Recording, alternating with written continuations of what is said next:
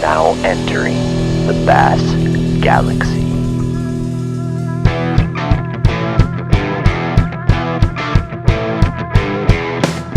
This is Teal's Bass Galaxy. I'm your host. This podcast is about raw, real conversations with real awesome people about bass fishing, bass boats, and heck, there are no limits in the galaxy.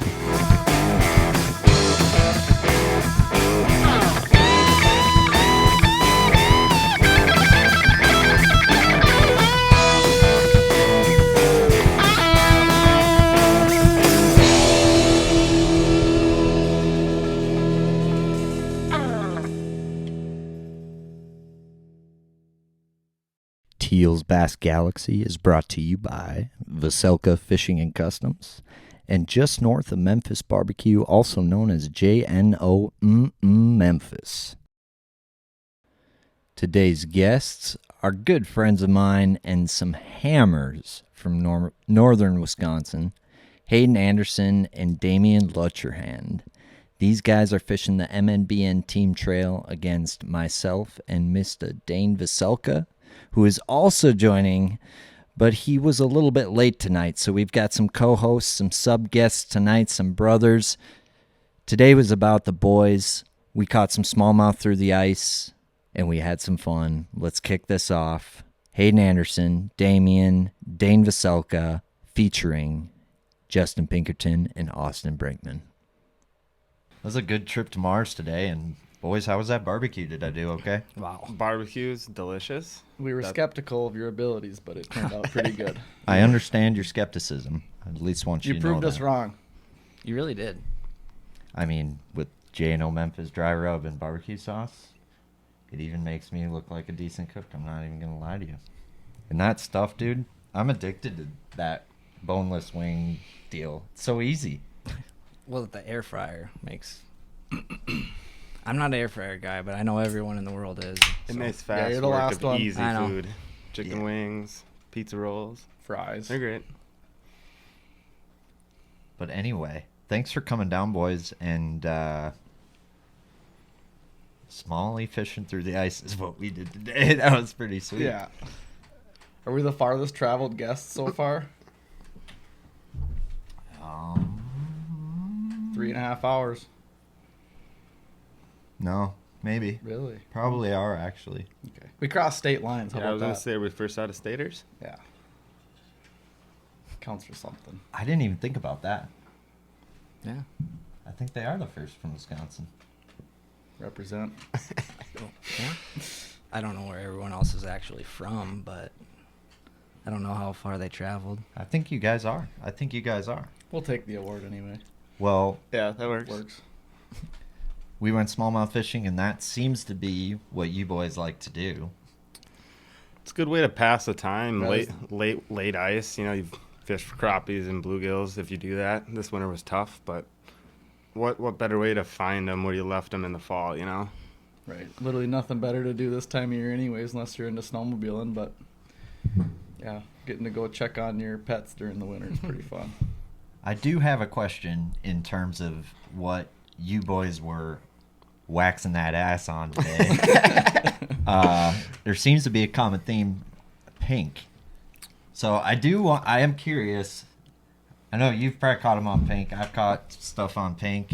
We got Joey Cifuentes catching him on a pink worm right now as we speak. Yeah. Right?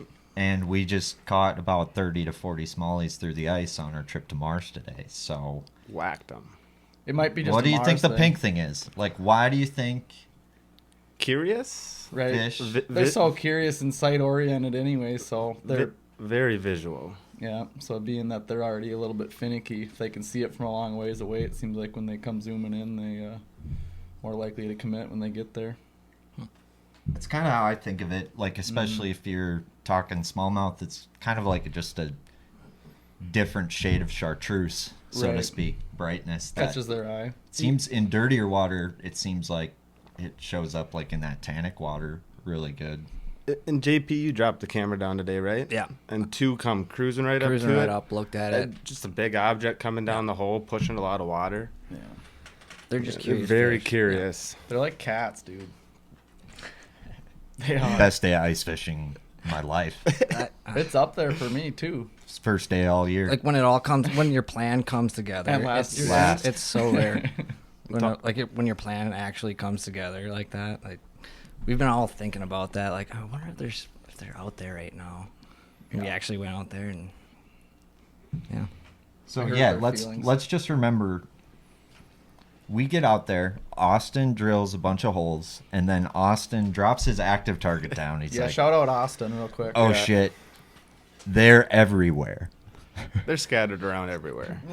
And most of us never been to Mars before, especially in the winter. Right. And you see some, all of a sudden, Damien, like a ninja, comes out of nowhere, I'm expecting- drops his lure down, boom, catches like a 3 3/4 in the first 25 seconds Yeah. of us fishing this lake. And we're like, Game fuck, on. game on. Right. It's not supposed to be that easy. Yeah. Smallies through the ice are supposed to be really difficult. A little finicky. You got to work them a little bit. What do you think our best 5 went today? We were talking about that on the way home, probably 22, 23. North of 21 for sure. For sure. Yeah, 23 might be high. But there were a lot of about 4 evens that we caught for sure. I think 22 and a half. I think we Yeah. had probably a 4.5 pound average with our best 5. Mm-hmm. There's a couple 4 3/4. We had a couple 4.43s or whatever. Yeah. You know, so Yeah. kind of And That's a lot more that we conservative. might have just, average. you know, in the heat of the moment, you're Yeah. catching boom, boom, boom. You don't really take the time to cold, look scales at it far close away. and weigh them or whatever. But That's therapeutic. Yeah. that's It's therapeutic. helps scratch the itch for sure. Yeah. It's Yeah. nice setting the hook on something that's got a little meat to it instead of ripping a crappie through a 10-inch Right. hole, 8-inch hole. And these, Dude, yeah, those and these things Mars, pull. yeah, I was gonna say these Mars smallies, they rip way harder than the Yeah. ones by us. They're pulling some drag. Yeah. Ours Yeah. are just like they just kind of like dog you. Maybe you get one drag run. These fish were pulling some drag. They were honestly, they was relating them to like lake trout, and I haven't caught very many lake trout through the ice, but from the videos I've seen, like you get them up to the bottom of the hole, Yeah. right back down to bottom. That's what they were doing today. Damn. Yeah. Almost like they're trying to jump out the hole. Yeah. Right. Well, most of the time, I mean, they're wintering in 30 plus feet of water, 20 plus foot of water, and I guess that's, I think, the Right. unique thing about Mars anyway. Right. I think that's part of the reason why they're so active too. I mean, it was a long drive, but it was worth it. But And they were so active. It seemed like every fish you marked, you were at least getting them to grab the tail of your bait or absolutely smack your bait. it seemed like they're kind of unpressured fish. You didn't see a Oh, lot of yeah. holes like No. pre-drilled around us. Granted, we've had quite a bit of wind and snow lately. But it's so weird how small of baits they eat in the winter. Like, I would have thought we could have, like, rip and wrapped them or, like, jig Well, and and even- wrapped them or blade bait or something. And Right. maybe we could have. We just didn't try. But, Right, like, it's they're true. eating that little... I mean, we're crappie fishing. Yeah. Right. It's But wild. even like up by us, a lot of times you got to mix in like bluegill plastics, Yeah. like really little ones, like talking like 3/4 of an inch, like tiny baits. But if you'd have done that today, like you'd have probably been gut hooking. Yeah. They'd have slurped those in way. Yeah, or you would have just been Yeah. overpowered. Right. Your rod's got to be lighter for those smaller Right. jigs. Just Right. So we obviously know where you're from, but a lot of the people maybe listening maybe don't know where you guys are from. I think it's kind of cool. You're probably there's not a lot of bass fishermen up by you guys. I can't think of another one at the moment. Yeah, not a ton our age for sure. Right. So northern Wisconsin, these guys' stomping grounds is Chequamegon Bay, Hayward area, and that northern Wisconsin stuff. But they also compete in Minnesota, and they're fishing the Team Trail this year against Dane and I. But it's funny, Leitner and I were talking about Chequamegon on the last podcast. They're just Great Lakes and Right. water temperature, and how it made me think about Chequamegon and why it's so good in the fall. And let me know if we need to cut this, but So far, so good. okay. But I didn't think about the fact that you have Lake Superior right there, and with lake current, Yeah. it's probably moving Yep. a lot of that warmer water around, like in the spring or the summer and stuff. That probably makes it inconsistent. Times, right, you a know? couple times in the summer, like you get on a pretty good shallow bite where you see them cruising around, catch them, Yep. and me and my dad had gone out and done it one night after work, when the days are real long in July. And me and Shark went to go back on the weekend because I'm like, oh, there's fish crawling all over this flat. Like, we're going to go hammer them. Well, we must have had some real heavy winds from the main lake, towards the end of that week. And so when we got there on the Saturday morning, we're fishing this flat, and I never looked at my graph to see what the water temperature was, but we're fishing. I'm like, what? I think they should be here, Yep. All of a sudden, Yep. I look down at the graph and realize it's like 60 degrees, and this is like July. And it was 73 when my dad and I were out there after work one day that week. Damn. So it was like, wow, okay, that makes sense why they aren't here right now. What was it the week before again? Sorry. It's like 73. So like 13 degree degrees cool away off. Yeah. in the same spot in July. Same spot, yeah. And like 3 to 8 foot of water. Damn. Yeah. I But bet they spawn a lot. So we just kept following, because we were in the bay a ways. We started following other spots out further and eventually found more stable 70-ish degree water, and then we caught them really good. But in the summertime it's crazy. Yeah, that's when it seems like the water temperature swing really affects the stuff. It doesn't seem to so much. The water temperature doesn't like, as far as like it fluctuating, doesn't seem to affect much in the fall. Sure. Well, if you think about it, it's At least not when it's late fall. right. That water coming in is probably warmer at that point. Right. You know what I mean? Because Or- the bay is or so like- shallow, so it probably cools off Right. the quickest. Or like Maybe as it's the bay is cooler. cooling off and it's getting into those mid 40s, if it's blowing in lake water, I mean, it's kind of the same temperature almost at that point anyways. Right. But could change, by the minute. You don't know what it's going to be. You almost just have to like get a pulse on that lake current, I guess. And it's so Yeah. tough because I haven't gotten a real good grasp on the way the currents are based on, Mhm. whatever maybe causes it. But a lot to learn yet. Oh, for sure. It's same. But I think it's, I guess, interesting how different smallies act in the fall or just in general based on like the different bodies of water they live in. Like you guys are in Wisconsin where they have what's called like cribs. Oh yeah. They're basically Lots of 'em. what picnic. They look like picnic tables They're to like me. shipping pallets all stapled and nailed together in like these And- 4x4 boxes. And they aren't all the same. They don't all hold fish. Right. So walk me through like crib fishing because we don't have a lot of that in Minnesota. And it's probably comparative to maybe like brush pile fishing down south or something. However, I would Yeah. say it's similar. I think the structure Similar. itself is a little bit more hard.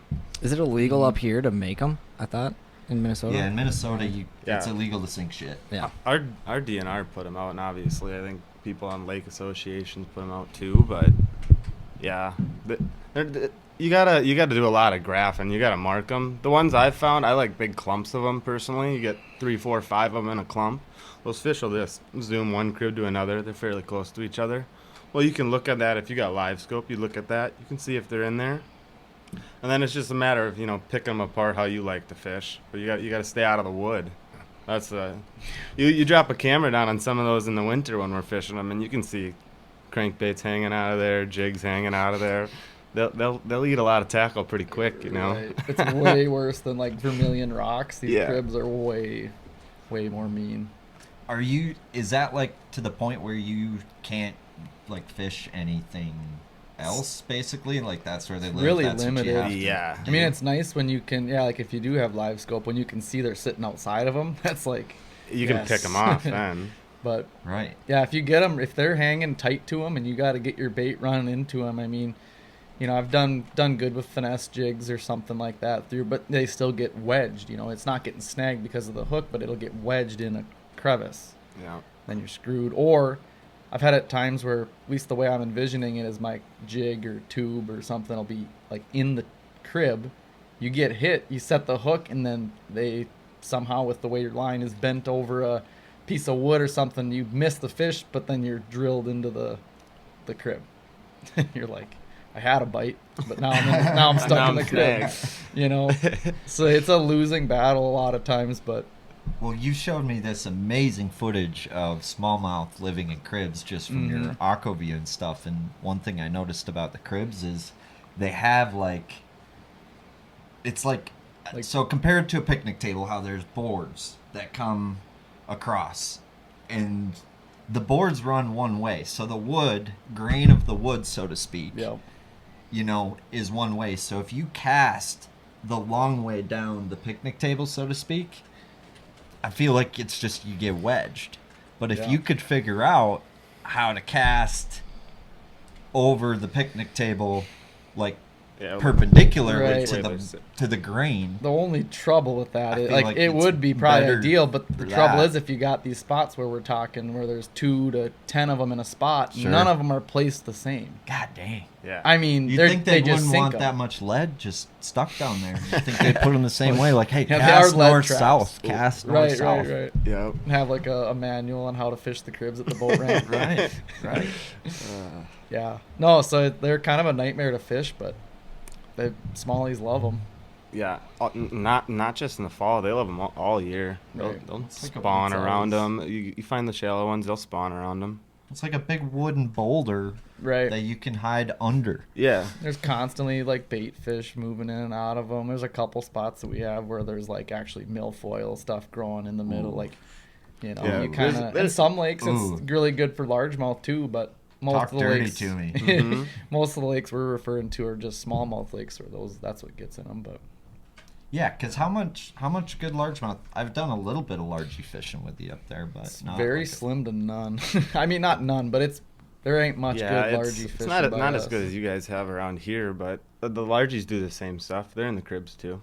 Sure. They're a little Sure. deeper. That Hayward area seems to have a little better largies from what you guys have told me. Yep. So, Schwamigan's got decent ones, right? 6-7 pounders you can find them. Schwamigan's. Yep. You ever been to Schwamigan? I have not. Ooh. He's been invited. I have. My cabin's. How far is my cabin from there? Probably hour and a half. Maybe hour 45. Where's your cabin again? Siren, Wisconsin. Oh, sure. We got to do a trip down there this summer. Is that right on 77 or 70. Not far, yeah. 70? Yeah. Hurdle Turtle to gas station. Oh, yep, yep. Right there. That Yep. that area is loaded with a pile of lakes. That Yeah. Right. I That's don't, one of those I don't places. think a lot of people touch, to be honest. Bass fishermen, Right. anyways. It's JP's one of those had big places ones where on you there. could throw a dart at the map and you probably get a good lake. Yeah, last year was like the first time I had live out on my cabin lake, and I think it was a 5.7. I remember you being all jacked Oh, and yeah, sending I me a was picture juiced. of that. Is That was is your lake one of those sand lakes, clear sand, no structure? I wouldn't say sand, but it's got this weird kind of. It looks like a palm tree kind of weed.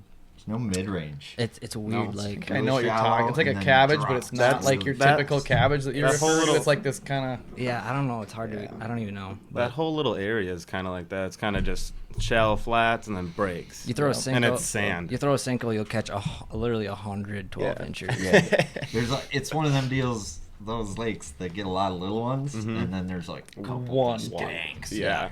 Probably It's like eating the little ones. 5 and 6 pounders and That's the 3/4 to 1.5ers. That's the ones you hear about on a Friday night at a fish fry. Old boy caught like a 6.2, and he's like, "This lake's just loaded with them, huge ones, you know." And it made it into the bucket. Of course. Yeah. You Scotty boys are a different breed. Yeah, we sure are. You Minnesota guys are though too. That pizza joint we went to is good though. On the way back from Schwamigan. Pizza parlor, yeah. That's always a nice little treat. That's usually Yes. a stop. That happens Almost a every lot. time. Yep. Yeah, that's it's right on the way home, and how do you drive by without stopping? Right. Calling ahead, at least picking something. Hayden won't admit it, but he's a pizza connoisseur. Yeah. He loves pizza. Well, I guess I just admitted it. right there, but- yeah, I just like good pizza. Who doesn't? Yeah, who doesn't? Right. I mean, so you guys are both guides now. Mm-hmm. Yeah. That's kind of cool. Yeah. Yeah. Probably work together a little bit Yeah. Right. Yeah. when we're busy. Well, you guys have some gems up there. I was actually gonna ask. I feel like we've talked about this, Hayden, but like, what is the primary forage on Schwamigan? What a do lot they of eat? smelt and perch. Smelt and perch. Yeah. I think more so like in the spring and the summer, I think it's a lot more perch. but then in the fall and probably good part of the summer too is smelt. That's what it seems to be. What about, is there gobies in there? No gobies that I've been aware of. There's sculpin in there, which look just like a goby. That's what goby. they want. But yeah, I've only really heard of like guys who are like actually like was that a seine net they use to smelt? Yeah, like they'll get those sculpin in those like those seine nets and stuff like that. Those almost That look makes like sense a why goby, they get though. on. Right. They do look just like Yeah. a goby. Yeah. They're a little You bit. can mistake it. Right, for sure. Oh, very much so. But they're very protein rich, and easy to eat, oily kind of fish, Right. kind of like Cisco fish type Right, deal where they prefer it. right. I I know know you just. crawfish in there at all?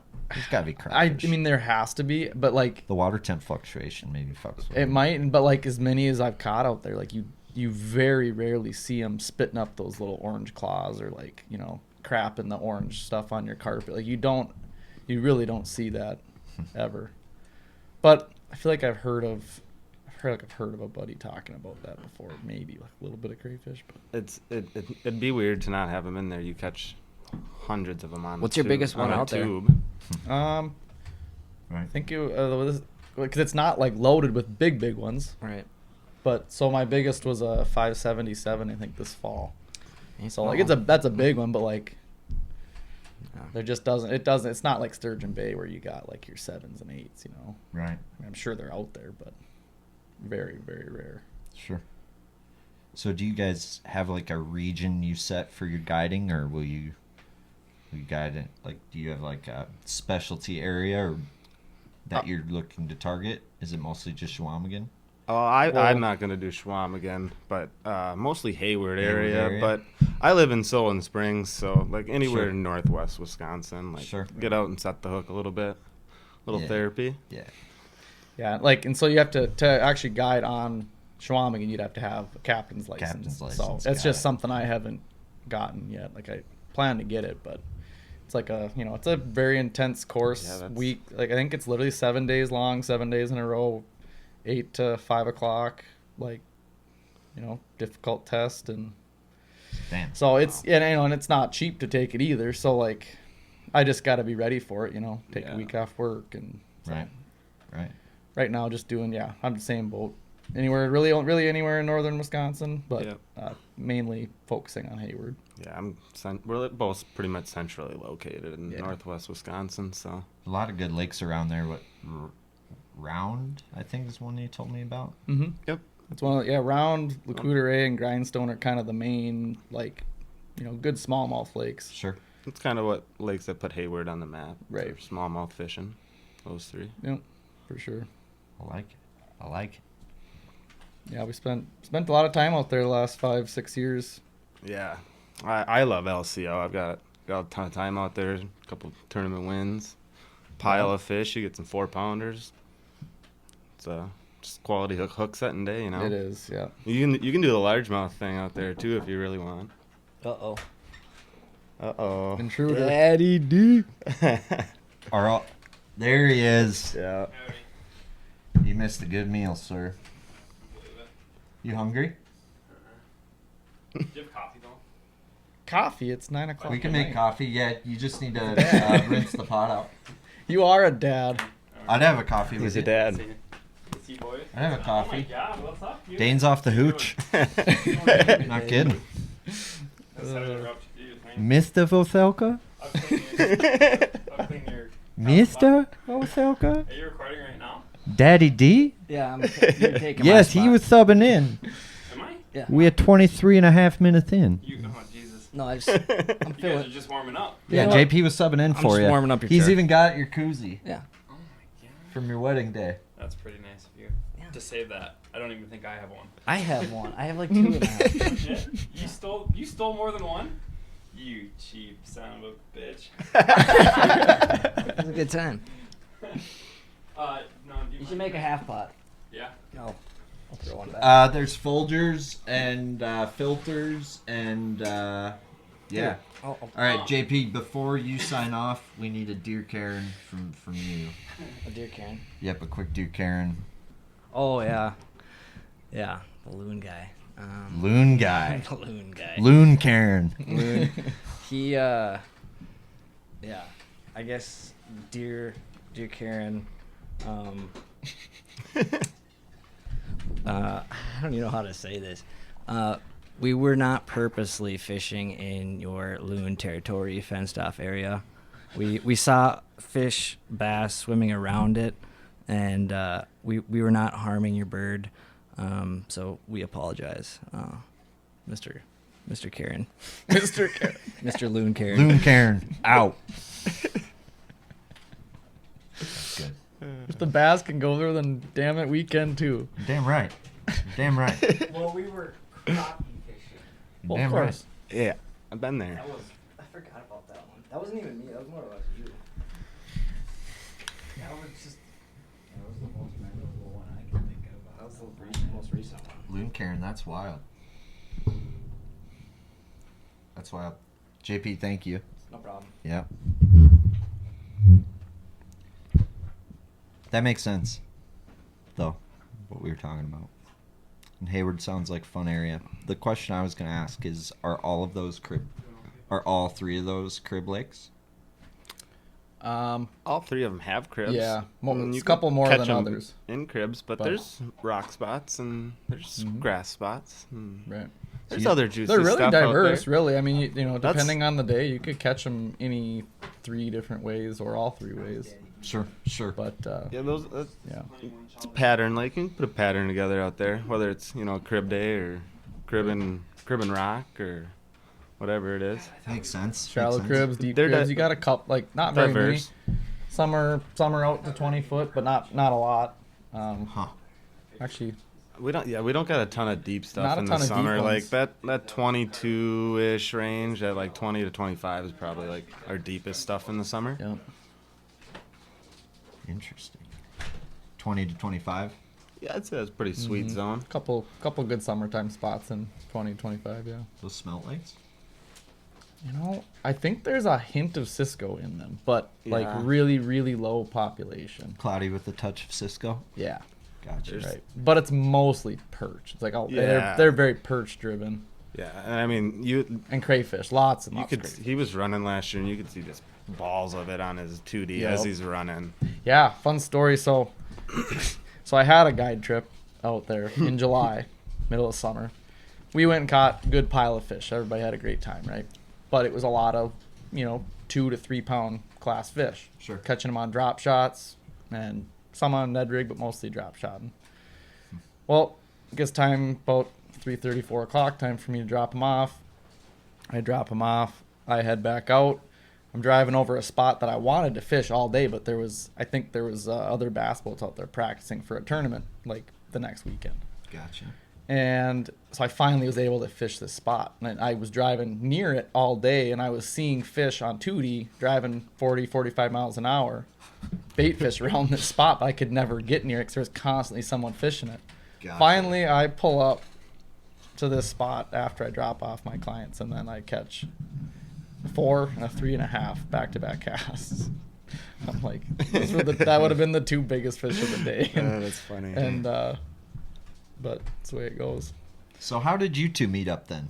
'Cause now you're fishing. I remember. MNBN Team I remember Trail. exactly Yeah. how. I don't know if you do, but you go first. I met him at the wedding, I it's- think. is Yeah. when Yeah, that's where I met met you. Yep. I'm But like, we're gonna be friends. we got a little social media love going on. Yeah. Yeah. I had moved up to Solon Springs and I didn't really know too many people up there, and I was on Facebook and some ice fishing page. Yeah. Hayden was asking if the ice was out in Hayward, and I was like on my way there to check. I was like, oh, I'm going to check right now, And then we talked a little bit that spring, and then Yeah. I actually met up with him and Bart in Solon, and Yeah. the rest is kind of history. Yeah. That's exactly how it was. Wow, Dane's got a lot of rods coming in the door. Somebody help him with the door. He's got a lot going on there. Yeah. Don't break 12 custom rods. No kidding. On your way in. Oh, he brought goodies. He brought goodies. Yes. Oh, wow. This guy. Santa. Oh wow. Yeah, it was the first year. It was the first year that Wisconsin had finally allowed us to fish bass year round. So that's why I was concerned. I was worried about trying to figure out when the ice was going out on these lakes. I couldn't wait to go try it ice out. And How about that? my good pal Damien knew right when he was going to check it out. Art. Oh wow. This Art. guy. Sweet. See that shit? Tattoo. Yeah, Art. it was more for I'm sick. just. Thanks for having us over here. That's not really fishing related, but Yeah, what the heck? Don't you know we're bass fishermen? I'm just kidding. I didn't know there was this many guys that were going to be here either. So I would have brought Entering a, the Bass Galaxy now, more. Mr. Hey, Vocelka. what's happening? And you brought toys. Yeah, I brought a few You things. brought toys. Oh. Yeah, I've done this before. I just can't remember if there's a right ear and a left ear. All right. I have a bone to pick with you real quick. Yes. You Bring it on. I just walked in. Fuck you. Good to see you too. you missed your pro staff shoot today on the ice. Seriously. Shoot. The Vocelka customs were flexed all day. All long. day. Was I supposed to be invited to that? Dane, we fucked Did I- them up today. What are those perch? From Get out of here. I think from 30-inch all the way up to 50-inch was flexed. No, Dane. Those are bass. Those are bass. So you caught these on twigs? We caught these on Vocelka custom ass ice rods today. Jesus. We went to Mars. We Oh, took a man. trip to Mars and we won. Well, I'm very jealous looking at all these pictures. It was but fun. I watched my daughter go to the last game in her volleyball tournament and almost take first place. Hey, So it was worth missing, but what was it? fuck you I'm guys just for kidding. not I'm just going with me. It looked like a good time. You had fun? It was awesome. Oh, yeah. Attention, all smallmouth anglers. Have you thrown the marabou jig? Have you thrown the hair jig? Well, if you have, you're going to want to listen right now. This podcast is brought to you by Vocelka Fishing and Customs, a custom rod shop based out of Minnesota, and he has developed the answer, folks. What if I told you you could throw that marabou jig 30 to 50% further than you're casting it right now? Well, Dane, Mr. Vocelka himself, has developed the answer. It's a custom 8-foot hair jig rod developed on a steelhead fly blank. He's put custom fly guides on this, so you're really going to be able to outcast the competition, catch more smallmouth. They aren't going to see you. What more do you need? Here's what I need you to do right now. Visit VocelkaFishing.com. That's VOCELKA fishing.com. This is the 8-foot hair jig rod, but this guy can build you anything you want. If you can dream it, he can do it. This episode is brought to you by just north of Memphis Barbecue. This is World Champion Barbecue. If you smoke meat and you don't like good barbecue, I do not know what to tell you right now besides you need to try some of this stuff. They've got their rub. They've got their sauces right on their website. They've got their famous dry rub award-winning seasoning that you could put on ribs, brisket, pulled pork, chicken, wings, anything you like to put on the smoker, on the oven, on the grill, any meat you like to cook, you need some of this dry rub seasoning in your life. But don't forget the sauce, because that's award-winning world champion sauce here. No matter what flavor you like, they've got 3 different sauces, and they are all good. You can drink them straight out the bottle. We've got Sweet Christie's for all you sweet-loving barbecue folk. We've got Christie's Mischief for all you spicy bass anglers out there. And then we've got Christie's Gold. And they'll sell all 3 of them in a combo. But you need to go to their website right now. It's jnomemphis.com. That's jnomemphis.com. Dry rub, sauce, barbecue. Let's go! And this guy, Mr. Randy Blockett over there, Oh, yeah. no Vexlar Oh, at yeah. all. Yeah, dude, I was Sniping straight 'em. barebacking. He was No graph, nothing. nothing. Drop it down to bottom, give it a crank and No a half graph, off nothing. bottom. Just barebacking. Sniping them. Straight Indian style. All natural. Yeah, dude. All natural. Just feeling Yeah. the crappie jig in my hand. You're just kind of That practicing for the Vocelka, first open water hook set. with the Vocelka Custom, you don't need a Vexlar. No. I mean, that one smallmouth farted like 3 feet away from my lure. I'm Yep. like, it's about That's to go ridiculous. down. Let's That's be so honest. good. We're all getting rid of our flashers after that. you know? Yeah. We don't need them. That was impressive. We don't need them. I was lucky. I mean, let's be I mean, honest, once is a fluke. Twice. I mean, Yeah. with the Vocelka rod, you don't have to be good. Has he been like this all day on the ice too? He's Were you having a guys good out there time. with him? Yeah. Oh man. Sure were. Dang. Well, I appreciate you guys flexing a little bit. Dane, now that you have 2 daughters, is Yeah. it what? Do you have a favorite now of the 2? Yeah, it depends on the day. Depends on the day. Yeah. Good answer, She's only Kyle. Yeah, three- that probably was That's a a perfect fair answer. answer. She's only 3 weeks old, so I mean, there aren't too many days behind her. You know, she's got many more sunrises before I can decide who's really my favorite. It's gonna be a- Kaylin has a much larger history. We'll so- talk later off the record. Yeah. It's gonna be a lifelong battle for them shooting to the top for their favorite. Kaylin was already watching her while I was out doing chores before I came in here, and they bond. They're like, it's kind of weird because it's kind of mother-daughter looking because she's so old, and then she's carrying this little baby, and it's like, whoa. Easy. You know, it's not Slow like your down. sisters. It's not like your sisters. She's like taking care of the infant, and she looks like an adult woman. You know, she's matured so much in the past 5 years, so it's weird. You're talking about your daughter? Kaylin, it's weird. That is weird. It's very weird. It's like, oh my gosh, it's like this is what you're gonna look like when you're 25 or 30, hopefully, holding a baby. It's a blast from the past, man. It's kind of like my mom when she adopted those 3 kids and seeing her hold a bunch of kids, like infant. right. And you're looking at her going, wow, you're my mom, but those are your kids, and it's a trip. Yeah, dude. Have Having a siblings baby that is are a 30. trip to me. What's the Yeah, diaper no world kidding. like? How are the diapers going? I kind of approach it like the horseshoe chain, you know? It's very spotty. Like you that's know? a great answer. It's kind of like some days you don't really know what to expect, but when you get on it, you get into rhythm. You like when there's a really shitty one, you're quick into it, you know, and you're just like clean diaper, boom, boom, boom, boom. Feel prepared, but then when you're like not prepared and you go into it kind of blind and you don't really know what's going on, and the first 2 are big failures, your day is off and it sucks.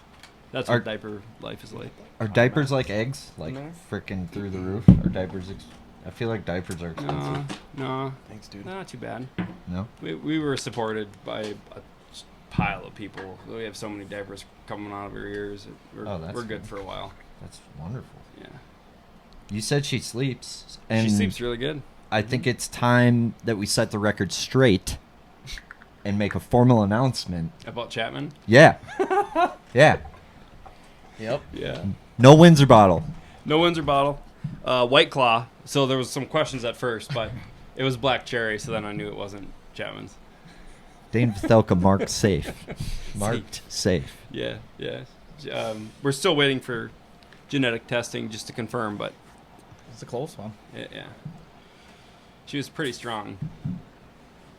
Like, Well, congrats, instantly. dude. Thank you. I'd cheers you, but my coffee's. Oh, I'm surprised you even Percolating. got here. You had to feed horses? Feed the horses? Yeah, so I thought the tournament was going to be done around like 3, but then she kept winning, and then by the time we got home, Danny said, well, those horses are out of hay, and well, I got to watch the baby, and we She didn't pulled the baby card well, already. and we didn't plow. We didn't Speak on. I was up till 2 in the morning last night plowing snow around the building, but not into the pasture. So those horses ran out of hay today, and I had to do that. Spoiled ass horses get a plowed path. Plowed path. Yeah, I down thought the horses hill. were supposed to like have 4-wheel drive and shit. They do. But when you Horsepower. Where's that come from? Horsepower. Right. I mean, come on. when you drive a skid loader down an icy hill into a field with 3 feet of snow, and then you have to drive back up it, and then grab a hay bale to drive down the path. That's why there's a plowed path to get back down, because there's multiple pens with multiple feeders.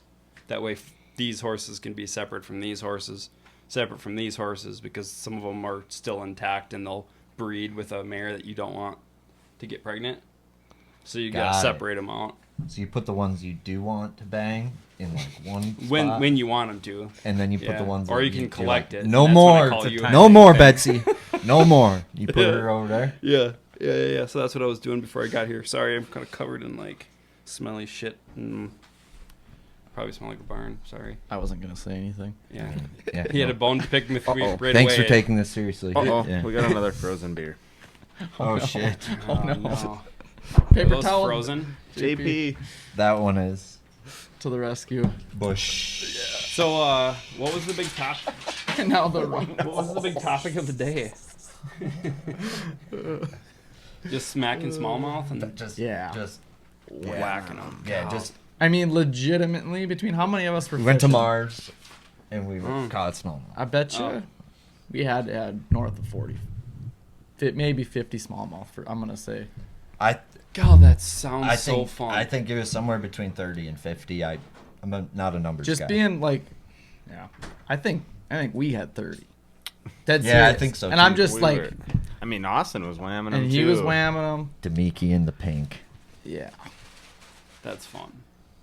Demikian. Dude, there's seriously, other than eel pout and maybe Thank lake you. trout, which I've not So- done much lake trout, done a lot of eel pouting. Still, smallmouth, I mean, Let me ask you It's this not then: much better. is there something about the blank that you're using that you could improve to, or like longer blank or stiffer so blank, or my what main, the main one I use is that 36, I think it's a medium light. Yeah. I can't remember. Mm-hmm. But that one's my favorite. Not the noodle. No. No. I do use the 33-inch noodle too, though. Yeah. But it's for smallmouth. You know, if they're really pulling hard, it's nicer to have more flex all Yeah. the way back to the Yeah, nice cork on the rod. Yeah. Nice You know, gooey whereas the rod. noodle is good. With like if they're biting soft, you kind of have to have that because there's times where I've watched on the camera where they'll suck it in, spit it out, and you have no idea that they even bit. No kidding. So sometimes you need to have the noodle, and sometimes not even any rod can do it. You need to be watching them on the camera to know if they, Touched slurped it in or not. But those are the extremes basically. But yeah, my main one is that 36 medium light. Yeah. And that one loads, the whole thing loads up, and Yeah. Like even like this far from the handle, Oh, you yeah. can tell like it's just where you're. I mean, you I can bury lost it. out of probably 15 fish that I caught today. I bet you I lost one. I know that was the only one. They're peeling. Everything else, yeah, they were like What was the literally. biggest one? I think it was a 4 3/4. 469. Yeah, The Austin. ice. We had 22.5 pounds for our best 5 today through the ice. We caught like yeah. 40 plus smallmouth. Yeah. I'm going smallmouth fishing open water tomorrow. that right? Charlie texted me. Sonny B. Bagley, Depending what time these boys leave, I might be there. you should. Everyone. I don't have waders. Thank you. I don't have waders. That's the only thing. That's a bummer. Yeah. Thanks, bud. Did you test it? I know I put a lot of grounds in this. Probably like you're the man. I don't have waders. So that Just that- boxers. That poses an issue. So might free ball it, Yeah. Well, I would. I have some like knee-high boots. If you want to be able to walk like 10 feet into the water, you can. You know what I mean? That'll at least give you somewhat of an advantage, so you can step down into the water. We'll talk. I'll bring them just in We'll case talk. you show up. We'll talk. I got a Sounds baby good. photo shoot beforehand, so from like 9 a.m. till like 11. Jesus. Then I'm going. Then I'm going Fucking fishing. GQ Dane over here. You did got a porn spread after that, or what? Are you? Jesus. Fuck. What else are you on the cover of? That's wonderful. Oh, I'm not on a You cover in beautiful anything. man, you. I'm not on Damn a cover it. for anything. So you have like 3 photo shoots tomorrow. Yeah, Okay. babies. Babies.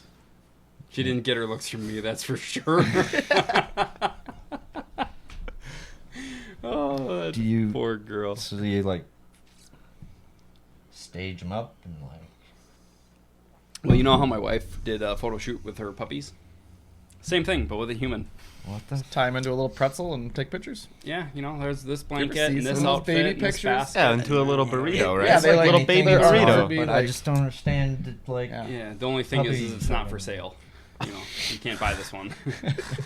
Well, not. I mean, the right Yeah, price, like- maybe. Hey, Personal. if anybody's interested. Highest bidder. I mean, I mean, It wouldn't hurt to just check the market value, you know, Right. see what. Kalen is my favorite, so Black wig. I mean, dragon. you don't know what they're worth till you try to sell them. I mean, you're not wrong. It's an accurate statement. So I can't change anything up on the blanks. You're good. No changes. We're good. I mean, I just need more rods. That's all. I just always want more. But You got it. But the ones I've got Name are it. perfect. Do you want a 7-foot plus drop shot rod? It's right there. He just built me 2 drop Merry shot Christmas, rods. Hayden. Or, I was hoping. Yeah. One will be like a jig. I was hoping we'd get our present this week. I got it. After the. Oh yeah, I brought you all the rods I'm gonna put on the demo rack when I do like shows and stuff. So I have 4 models of like a slate series, 4 models of my elite series, and then my hair jig rod. That So what the fuck have The you been goat. cooking lately? In the cooking in the kitchen. Arsenal. Yeah. Yeah, Saw that. Me and Dan Fabiano. What's that all about? It's awesome. I approached him like a year and a half ago, and I had introduced the idea. I was like, "Hey, guy, I've been making these rods, you know." Yeah, no. And he bud. said, "Yeah, I see him." And he bought a couple, and he's been fishing with them, hair rod and stuff. And then, we kind of moved on and didn't really talk about it. And then another year goes by, and I said, "Hey, Dano, still making those rods, Yeah, no. you know?" And then, Hey, you know, Sven. I said, "Here's the deal." I said, "You make this, and I make this. We'll go in on it. Just, I'm looking to create better exposure. What do you think? You Right. get to choose what you want to do. I'll let you do whatever. I'll build them for you, man. Let's do some small runs." And he kind of had the idea of how the logo was going to look and how we could do some stickers, and gave him some freedom. And Danny and I kind of have a good system going, and we started cranking them out, just cranking the custom rods out. And he put them up for sale just to kind of give it a sneak peek, and he sold out of all of them in like 50 minutes. That's insane. It's like, holy shit. That fast, huh? And then he pre-sold another like 14 Wow. that That's good. same afternoon, that next day or whatever. And so yeah, we're gonna do kind of a more Vocelka fishing, like handmade by Vocelka fishing arsenal lineup of rods. And Yeah, they looked really sharp. yeah, there's a He's lot got of an things. eye for that stuff, like designing. I mean, he's very good with logo stuff. Good And so he design. made, Yup. Yep. your rods already look nice, but he branded it to Arsenal very well. Well, there were a lot of things that he had questions about because he doesn't build rods. And when Right. his people were coming by picking up rods from his house, they're like, "Hey, man, why does the epoxy stop right here? Like, how come you don't go this far? And how come there's nothing on this part of the blank? And why isn't there, this?" And we started talking, and once he realized I had reasons for all of the little details, Right. he grew more fond of Right. The Like attention the- to detail is above and Yup, beyond. and he started getting it, and he started Yeah. seeing the hand-built aspect of it and understanding why. He's like, why do they feel like they feel so light, but they're not the lightest rod, but why do they, Right. and why does it look like this? And then he started being able to sell it because he understood all the reasons behind Right. it. Well, now, it's like any rod out there, it can catch fish, but it's the people behind the rods that build them that make the most difference. So if I can instill confidence in an angler and say, "Hey, man, there's a 1-year warranty on this rod. I don't care how you break it." Teal could buy a rod and bring it home and snap it, and you're like, "Fuck." Well, the only way I can really get my foot in the door in the market now is to say, "Well, I'll take care of you and I'll build you a new rod at no cost. You don't have to ship me nothing. You don't have to do any work other than just send me a photo of it broken, and I'll build you a new one." And I told Dan, I said, "This is the only way for me because no one is going to take a chance on someone who is a small company. There's too many rods Right. out there. So how can we at this point take care of Minnesota anglers?" He said, "Well, that's the best way to do it, man. You just got to do the little things right." And that's how it started. That's how he was confident in me doing it. And then And I always say took it's a like chance. so easy to, suggest or promote something that you actually really believe in. Like if you got a lot of confidence using your rods, like we do, yeah. Being able to actually tell other people and be Yeah. confident about it. I think it's huge. That's right. Well, and I think the other thing that Dan and I talk about is both being Minnesota companies, that are local, that are really close. If one of you guys have a problem and you can reach out to a actual individual, not just fill out a form, send it into a company, talk to HR, right? Yeah, it's So you can say, hey, Dane, and there's a face to the name because he's on our lakes. I think that's another part of it that'll really carry it. Cut you off in the middle of practice. Hey, Dane, I got a question. It's happened in the past years. Yeah. Hey, I just broke my rod skipping this dock over here. Can you fix it up for me quick? You guys have On seen the me water, repair please? rods Oh, yeah. in the... On the road. Yeah. That's like the best. Out of the back of Ever. the truck. Yeah. In Is the, we'll be at staying. the Airbnb cabin. He's got his spinners there fixing We stuff maybe up. don't have an Twisting Airbnb, them- but we'll twisting maybe one up. like Oh, yeah. you Crashing guys one. will let us stay The sometimes notorious with you, Airbnb and Dane will crashers. fix your rod guides. Yeah. He'll be like just posted up on the kitchen That's his, table. that's his form just of payment. fixing rods. Anybody got any rods for me to fix? Good Yeah. man. You guys are like, Yeah. yeah, I have these AGS guides, but they don't make them. It's like, oh, that's all right. I've had like 20 break. So I have all these carbon fiber guides I can put on your Daiwa rod, and they match and whatever. It's Tattoo cool. ones, It works. Those break a lot. I feel like they're They really do. good They guides. do. but They're they- super light, fragile.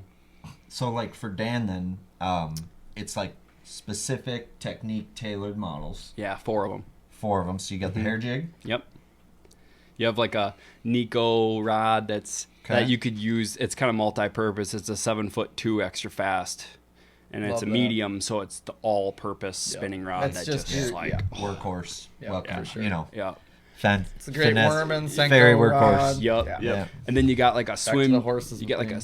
a swim jig type light finesse jig Oh, kind of yeah. rod, right? It's a white swim jig 7.3. rod, right? For Dan, you can't be any other color. No, it's It has not. to be They're a all white swim slate. jig. They're all naked. No. I'm saying because No. that's all he Yeah. like. Or not all he throws, but he's a big white swim jig guy. Yeah.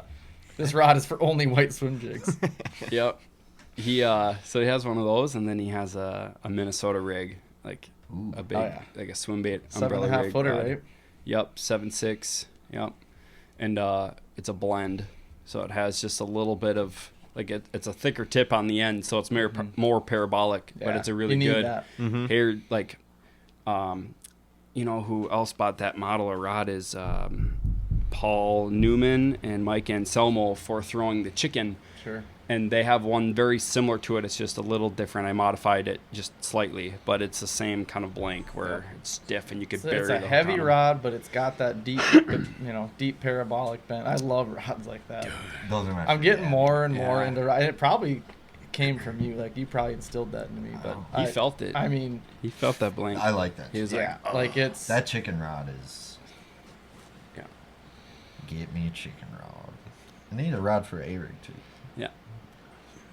So yeah, those are the 4 models. That pretty diverse. that. Well, the It one he spreads built it. me for like actual like in Wisconsin, we can throw 3 hooks on them, and you can put a couple of 1/8 ounce heads on each arm or quarters or whatever. Beefier. The rod you made me, it must have been 4 years ago, 5 years ago. 8 foot, extra heavy, moderate fast.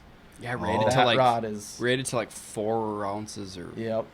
Great Can you rod throw it for mag drafts? Can you throw mag drafts on it? 8 inches. 6 inch, it'd be it's overpowered for Overpowered. 6. What about a freestyle? I still think it's overpowered yeah. for a. It's not a 6-inch swim bait rod. It's like a big a Brooms- lot of plastic. Yeah. It's not. It's a broomstick, but it loads really deep. Yeah. It's perfect for. It's a an blend. rig, It's a blend. but it's too heavy for like a Minnesota rig with only 1 jig head. yeah. So, for So, people who, sorry, No, you're not to good. cut you off. For people who don't maybe understand what you mean by blend, right? Yeah. So, like when you're throwing moving baits is what I think of. Any Yeah, bait that's for sure. moving that you want, a little extra delay. And when people think of that, they maybe think of like the old fiberglass rods. I got a Yes. couple. They're very good for certain applications, but Mm-hmm. with that really just moderate tapered, slow Yeah. tapered bend. Mhm. What's a blend then? Yeah. So you have think of it as a hybrid. It's not as spongy as a glass rod, like your traditional X composite or glass that really Yeah. loads up all the way All- to the handle. yeah. Where it's Like just more like crisp? It's a little more stout, but everyone uses the term parabolic. It's more of a rainbow, just slightly, right? It's not as fast of a tip on the Yep. very, very end of the rod. So when you feel that rod, for example, with a crankbait, that rod has a little bit more of a when you can feel and see the vibration. So if you want to delay, your hook, when you're burying a hook into a fish and you feel the bite and you don't want to just jerk it out of its mouth, or you're retrieving a bait, this rod will load up, but has the power to bury. Yeah, that blend chicken. soaks up that first initial. But it's not as spongy as a glass. Right. So blend meaning both fiberglass and graphite. Yeah. So what I've noticed is you have the sensitivity, almost like more sensitivity like you would with graphite. Yes. But you have that bend. You that got the you'd best want of both with worlds there. Fiberglass. Yep. People like them for flipping rods and stuff too. There are people that like to Really? flip Yeah. real close. Oh, yes. Yeah, I kind of Uh-huh. like a rod that loads deep for like braid. You know. I get like a more moderate graphite, but I would. Well, right. I don't know. If, I'm not like, talking composite for flipping, but yeah, just like a the low, material blend Sure. material. Like people flip with like. Mm-hmm. They want. I suppose they maybe don't want to feel it as soon. I feel like it's not going to be as sensitive as graphite, right? I think what it is again is it's the reaction. So think of it like when a fish grabs a 2-ounce peg tungsten and you have a really stiff rod and you jack them, that 2-ounce tungsten gets blasted out of its mouth, right? Yep. Gone. Yep. Okay, but what if you could still have the power to bury the hook in, right? So when you finally get the tungsten out of his mouth and you're driving that hook, the rod absorbs a lot of that blow, so it doesn't just rip it out. Yeah, it you're kind not of just making a huge pulls hole it. in their Now mouth. it's like, but you still get the power of a true graphite extra heavy flipping rod. That makes sense. Especially for people that flip like 60-pound and they're just Johnston Westmore, like Yeah. you know. Then the blend is gonna help you. I feel like. Mm-hmm. Johnston. Oh. Shout out Johnston real Oh, quick. Johnston. Feel like Sorry it's for like naming Senators. my daughter after your daughter's name. Oh. Oh, that's right. Danny is like, hey, right when she was born, we're gonna name her Lainey. And I'm like, fuck. Johnston's daughter's name's Lainey. Like, we can't name her that. Laney the second. Can't name her that. And I said, well, I don't Middle think name Johnson Laney, will be first mad. name Bakers. Bakers Lane. Bakers Lane. Dude, what's wrong with you, man? Nothing. Dude, there's so much going on in Just your catching life. small. You had the best day of ice fishing ever today. Best day ice fishing ever Oh, I'm so jealous of my I'm life. so jealous of that, dude. Peel and drag, dude. I hope I catch a few tomorrow. Peel and drag. I have another question about rods. Yeah, what's Just up? how different of requests do you get sometimes for like the same technique? You guys like OnlyFans Like- or the really weird like yeah, is there questions, like- weird rod fetishes? Yeah. Like, is there people who throw like the weird like Careful. throw 1/8-ounce jigs on an extra heavy rod? Like that's my thing. Yeah, I You feel. get any of that? Can you make me All one? the That's time. perfect. All the time. You're like, I really don't want to build How do this you rod know for you that? because it's not gonna work for what you want to do with it, and it's gonna be bad for business. Ultralight mag draft rod. Yeah. Yeah. Order the hair rod for it's- mag drafts. It's just like if you were to come to me and ask for a tattoo and you wanted this super detailed something, but it's like this fucking big. Oh. And I'm like, no, dude, you can't do that. Yeah. People ask for weird things all the time with rods. And I warned Dan. I said, Dan, everybody's going to want to put their 2 cents in on every time they touch Yeah. the rod. Oh, There's yeah. something, right? So you got to kind of stick to your guns and just say, hey, we can change things and modify them. Right. When it comes to requests, people's idea of the most ideal drop shot rod is different from Right. us 4 at the table. We So, all, I think, probably like something different. Like 100%. And there's know? a different drop shot rod for different applications. Like I can and think of depths. three different scenarios Mhm. right away that like there's 3 different spinning poles I use for those Right. situations. Like there's no one size fits all drop shot rod. I don't Right. think. And And that we're goes just- for every technique. Talking blank. I Right. mean, then there's guides. Right. And then there's how do you want the handle and which way is it facing and how does it screw lock and how weighted is it and where's the hook keeper and what color Mhm. like dude. Well, and we drop shot in different like scenarios, right? Yeah. We'll throw like a heavy drop shot sometimes. It's a half ounce to 3/4 ounce, or we'll be drop shotting in grass, like in the shit, or like you hear guys talk about like the St. Lawrence River with how hard like their mouths are, like just to penetrate that hook. Guys are throwing like a heavier, Medium, like a medium heavy. Greg drop DePalma shot. right now, off the top of my head, I remember listening to like a Bass University podcast where he's talking about he was using a medium heavy 7.2 medium heavy was his drop shot rod. For around like St. Lawrence and Mm-hmm. I think Champlain even. I just remember that for whatever reason, but So yeah, you Right. can't make one rod for everybody, but I It's a can. rod galaxy. yes. There's Teal's Bass Galaxy and there's Vocelka Rod Galaxy. You can Anything's certainly possible.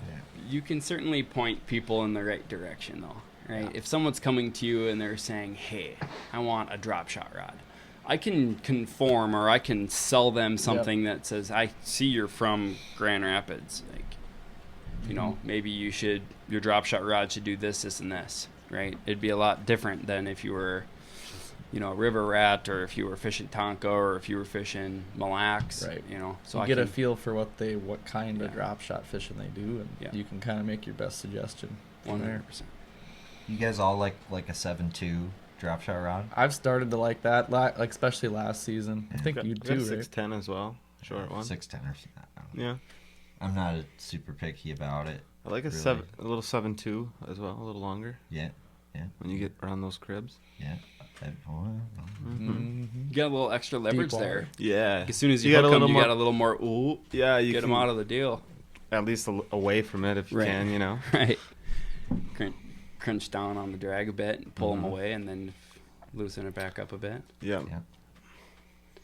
What about you? What do you like? You said you're more of a whatever kind of guy? 610, 7.2, a little bit more extra fast, Mhm. little with backbone and a pretty limber tip. Not as limber as that one rod you used to throw that little. I like a little backbone on the drop shot though. Yeah. I like a little more power. Like Mhm. versus like a Nico rig, I feel like I don't need it as much Mm-hmm. because the weight is so light on a Nico rig. Sure. I actually was using, for a good portion of last summer, I was using the same rod that I would throw a Nico on, that I was throwing I'll throw a a Nico. little bit heavier drop shots on. Nico and a jig worm I'll throw on any. Like I know. You I really don't can. really don't. Like, you have kind of hookup got your issues with a favorite, Nico you kind of or got a your jig worm. favorite rods for it, but yeah, there's times where, Mm-hmm. You hook them in the Irish with a jig worm, you know. right. So many great memories of you doing that, sitting on the back of the boat. Hey, Dane, watch this. Gonna let it choke out there. Shock it. Choke it real good. Let it marinate. Put it in the crock pot. And 5 minutes later, still choking it. Got him. Got him. Right in your arse. Right in the ears. But Oh, yeah, so man. we're fishing against these guys this year. Yeah. Hope you boys are on them. Yes. On the Minnesota Team Trail, right? Yeah, we've already been Yes. pre-practicing through the ice, so we're good. Got it dialed. Absolutely. Been scanning hole by hole. Yep. Hole by hole at the Vexler.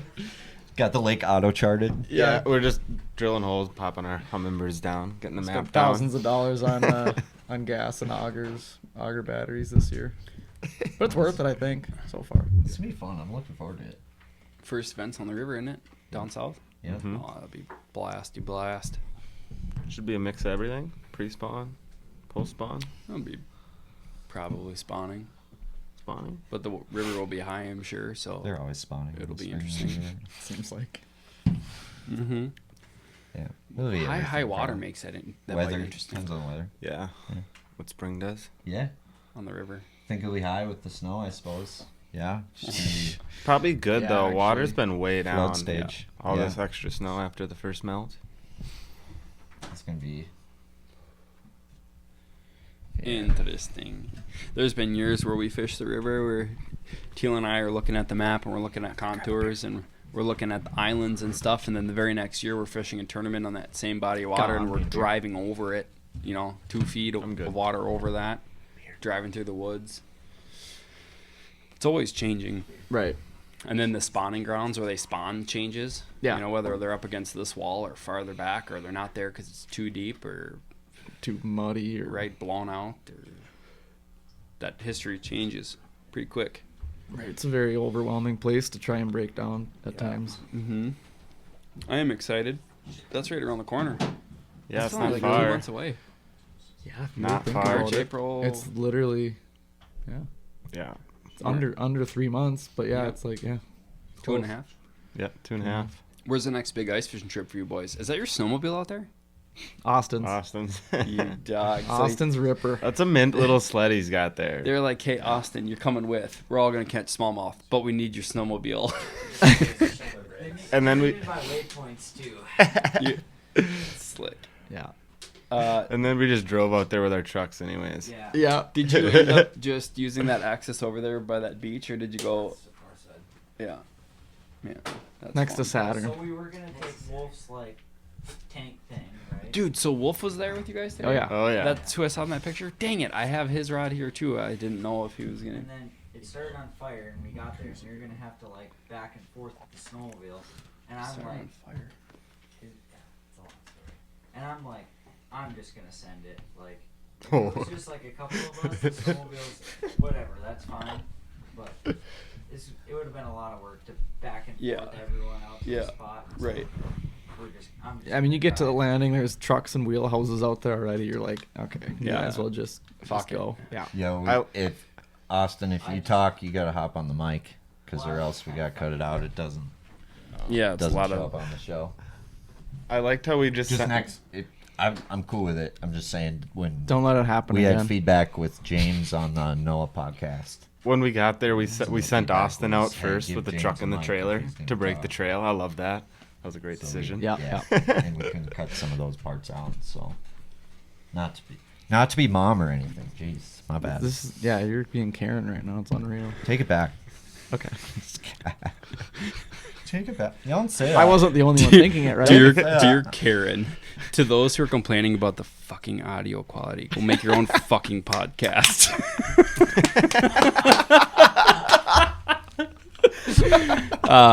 Signing out. I like that one. Yeah.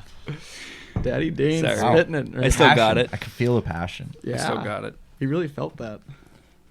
It's true. Yeah. It's true though. Oh, I got a lot of Karen segments I've got saved in my back pocket. It's our show and we can do Nice. whatever the hell we want. That's right. Get your own show. I'm so glad to have you boys down here. It's good to see you. I'm guys yeah. happy in the you room. made it out, man. I'm Yeah. happy you made it out. We were worried. Yeah, we were worried about you.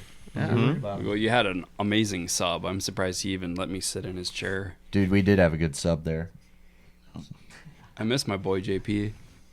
Everybody does. So I called him the other day because I just wanted to check up on him, and he answered the phone, and I could tell he was kind of in the middle of something. I was like, "What the fuck you doing, dude?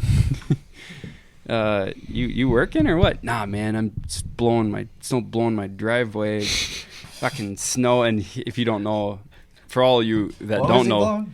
he's got like a He's out fucking. of breath and He's everything. got like well, yeah. I was like, "What are you doing, jerking it or what the fuck, dude? You can fucking send it to voicemail." Were you watching Spanktrovision? Well, I could tell he was working, but I was like, you're either running on a treadmill or you're beating off. It's one or the other. I was watching Cops. No. yeah, I could tell he was really hoofing it. Cops Yeah, isn't the until fucking snow drifts are blowing up my goddamn driveway, and I've only got like 4 foot into this snow drift. I'm feeling so bad.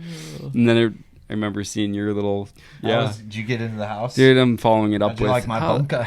I'm like, oh yeah, they must be in the garage because there's a 7-foot drift going to his front door. Oh no, I can see the footprints. Oh yeah, they're 3 feet deep. So doesn't matter what kind of fucking shoes you got on, you're getting snow in them. See, you should have called me because I'd opened the garage door. There's a clear path through that garage door and into the house. And that's where I've been parking is in the garage. I mean, Because when Did my I shovel that, snowblower- it would just blow right back. did my snowblower break on you? Dude, you want to snowblow that mountain? And then there's ice heave from all the snow that fell off the roof, so I can't just I mow forget. through there. I got a chisel, Well, then I got a shovel, I mean, it's and then we might be able to blow. It's gonna be. then we gone, might be like, able to blow. Yeah, It's gonna you melt just, soon anyway. You He just ain't gotta let chiseling Mother shit. Nature take care of that one. Sharp chisel. Sharp chisel. That's Sharp right. chisel. Sharp chisel. I get it, man. Owning a house sucks. I'm learning. You got to be like Robertson, living. You in got a to pick fucking your trailer. battles, though. Yeah. You got to pick your battles. At the end of the day, I'm dropping a lot of that's F-bombs. I added don't think. security. It is added security. Some people pay money for a security system. You know what I mean? You just I just put a snowdrift in front of the door. right. It's really a. It's that simple. That's A a deteriorate. cost-effective. Yeah. Mm. Yeah, I It's don't tough know to why I cover your didn't think of tracks that. 4 feet down. It really is. I know who that is. Size 12 Wolverines. Nobody's breaking in. It ain't Daddy D. Nope. No. Nope. You Gotta climb a mountain. So what's the deal with the garage? You didn't insulate it and like heat it up and whatnot, or? It's insulated, but the roof part, half of it isn't. So just the sides are insulated, Lets and then the it's heat only out. an electric heat and electric AC unit. So I tried to heat it for like a month, and then I looked at the electric bill, and I looked at how much time I spent out in the garage, and it was Yeah. It's good. It's good. Life's spring a game and, of decisions, right? It's good spring and fall heat. Good kind of Executive supplemental. decision. Yeah, so we turned the heat off. It's expensive, like eggs and understand. gas and diapers. Yeah, if anyone's out there, wanting to pitch in some diapers, you can.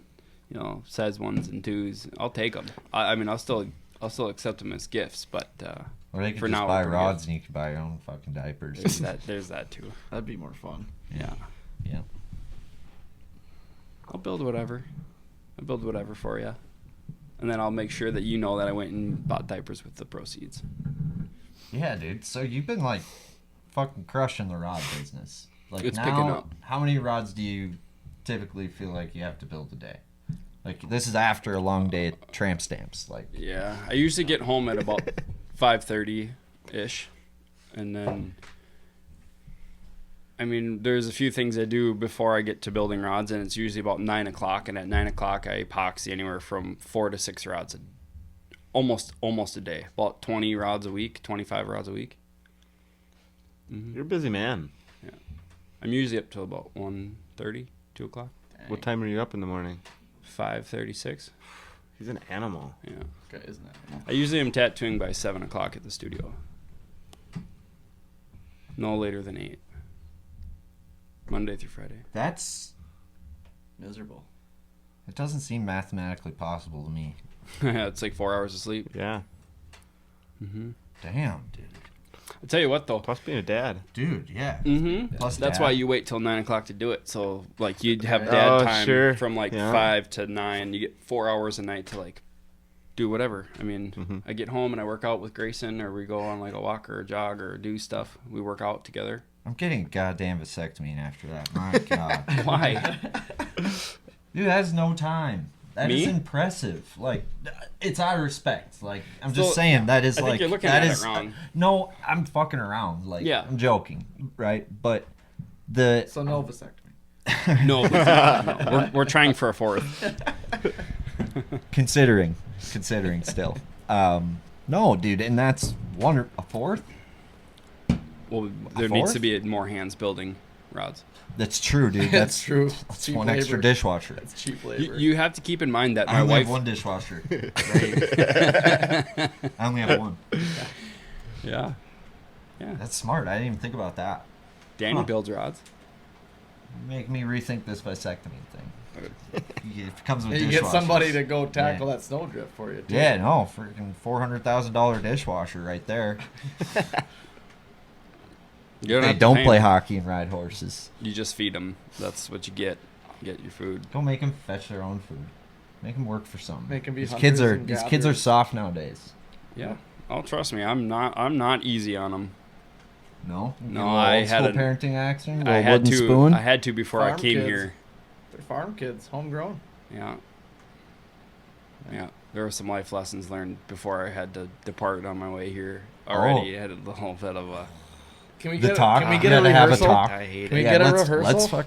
Let's hear Daddy Son. Dane Or was it? raise his voice. No, real quick. Daughter. there are things that you have to teach your kids. I feel like, and things that are lessons that kids don't get to learn when they're in the inner city, and you're always going to make mistakes. Your kids aren't inner city. Yes, that's what I mean. Okay. They are learning lessons that you wouldn't learn in the inner city. So I need to make sure that when there is a lesson to be learned, that they understand it in the moment, and that it's important to understand why it's serious or not, or whatever the deal is, right? Mm-hmm. And in this situation, Danny is operating a skid loader, and it's clear to the kids that you don't stand around the skid loader, you don't play around the skid loader when it's running, you don't it's a very big machine, and there's a lot of blind spots, and it's important that you understand that. And it's icy, and there's no questioning about that, right? There's life and death situations there. And so when Danny's plowing up and down that hill, Grayson's tinkering around with the gate, and I told him to stand back, but there are horses in the pasture, and if they come through the gate and they run out into the open, right, that's, you know, some of these horses aren't ours, so we need to make sure that they're being attended to. You just don't let any horses come through the gate. You shut the gate if they come, right? And when mom's coming back up the hill, you can open the gate and she can drive right on by. We've done it a bunch of times. Well, he was kind of dinking around and he wasn't paying attention, and he kind of was playing in the snow, and some horses got out. So I kind of yipped at him a little bit. I said, Grayson, what are you doing? Okay, I'm not mad at you, but you need to understand that if you're going to make these mistakes, then you need to help us figure out how to get the horses back in, and don't go over there and pout and feel bad for yourself. Let's build you back up. You got this. It's good. Okay, it's just a strike. There's no big deal, right? But you're helping mom. You want to come out and help mom. This is a learning lesson. Is that what it's like when you lose a fish? Does he talk to you like that? Sometimes. Just like that. I'm not mad. Yeah. I'm not mad at you. I just want you Not to do mad. better. But disappointed. you have to catch the kicker now? You Yeah. horsed And it. if, You horsed it. Okay? I'm not mad. We Check talked your about hooks. this. We talked about not horsing the bass. Yeah. Okay? Yeah. And there's times to be stern, right? So then 20 minutes later, I have Danny in the skid loader, and she's lifting up the round bale, and I'm taking off the wrapping, and I'm putting a hay net on there so the horses can eat chunks of hay at a time, and they're not throwing hay everywhere. Right. Well, she's got the bale up in the air, and Grayson is starting to walk, and he's about to walk underneath the 1,200-pound hay bale as I'm talking to Danny through the side of the skid loader. Yeah. And before he got under it, luckily, right, I give him the, hey! You know? And I give him the... Right? Yeah. And I startle him, and I grab onto the hay bale, and I keep him back, and I push him back with my foot, because I ain't going underneath the hay bale. Right. But that's different. See, that's where I'm going to That's startle you, and you're never going to forget Yeah. that you Scared don't the living walk. fuck out of you. You don't. You never forget. You don't walk underneath Yeah. heavy machinery. You don't never. And what did I say about playing around the Bobcat? And that's when Daddy D comes out, because I mean I get emotional. Like, I see your life flash before Right. your eyes, and now you're gonna never forget this lesson. And he won't. He won't, because Because he's smart. well, Stop stabbing You know- the fish with the net, Teal. and it's only because I Part love of you, the man. squad? So yeah. That whole time I was just like correlating that to you guys fishing and you talking to him like that. Well, then correlate this to that team, because as soon as I get in the Suburban and He's I'm not coming fucking over here, around this year. no, you As you watch, can tell. you watch. As soon as I get in the Suburban, I get a text, and my wife's like, "You kicked our son." I was like, Oh, what? yeah. Oh, They- put the they car in park. I'm going back inside, folks. Play the We are twist talking. words card. You Yeah, kicked yeah. him with the spur? No, I Keep didn't the kick spur. him. No, I would Spur. never kick him. I pushed him back from walking underneath something that could kill him. I didn't kick him. I saved his life. That's exactly what I said. So the whole way here, I had my music off, and I was thinking about it. I was like, how could I have handled this differently? I want to make sure that he understands it, but I don't want to. I'm not yelling, but I kind of am. I'm telling. Tell him. Sounds telling like you you. didn't beat it hard enough into him. He Yeah. talked. Yeah, there's a tough boundary there, but I think harder. people like a Paul Newman who work in the field and work with heavy machinery, they all get it. You know, you don't Yeah, go playing no. around the combine. You don't go doing all this Right. stuff, right? And tires and wheels and no. Oh, Can't be God. having that. Fishing, dude. We're talking fishing. Unbelievable parenting lesson. I'm gonna take Right that there. one. Ki- Take Ladies notes. and Take that gentlemen. one to heart. Yeah. We're taking notes for Yeah. sure. Yeah. Tell your kids to come out of their room and give them a parenting lesson, Daddy D style. Yeah, bring him out to the barn and make him Right. scoop some food. Right. Well, I think it's safe to say that's some damn good parenting. Just that's all. That's all I It have could to always say be about that. better, Teal. Hayden, you got one in the oven yet? He's No. got some dogs, though. Yeah, we got a few dogs. What's up with the dogs? How Well, many dogs? She makes the argument that the dogs, like I have fishing, right? I get to spend my time and my money on fishing, Oh. and she wanted the dogs, and I guess I really couldn't argue with that.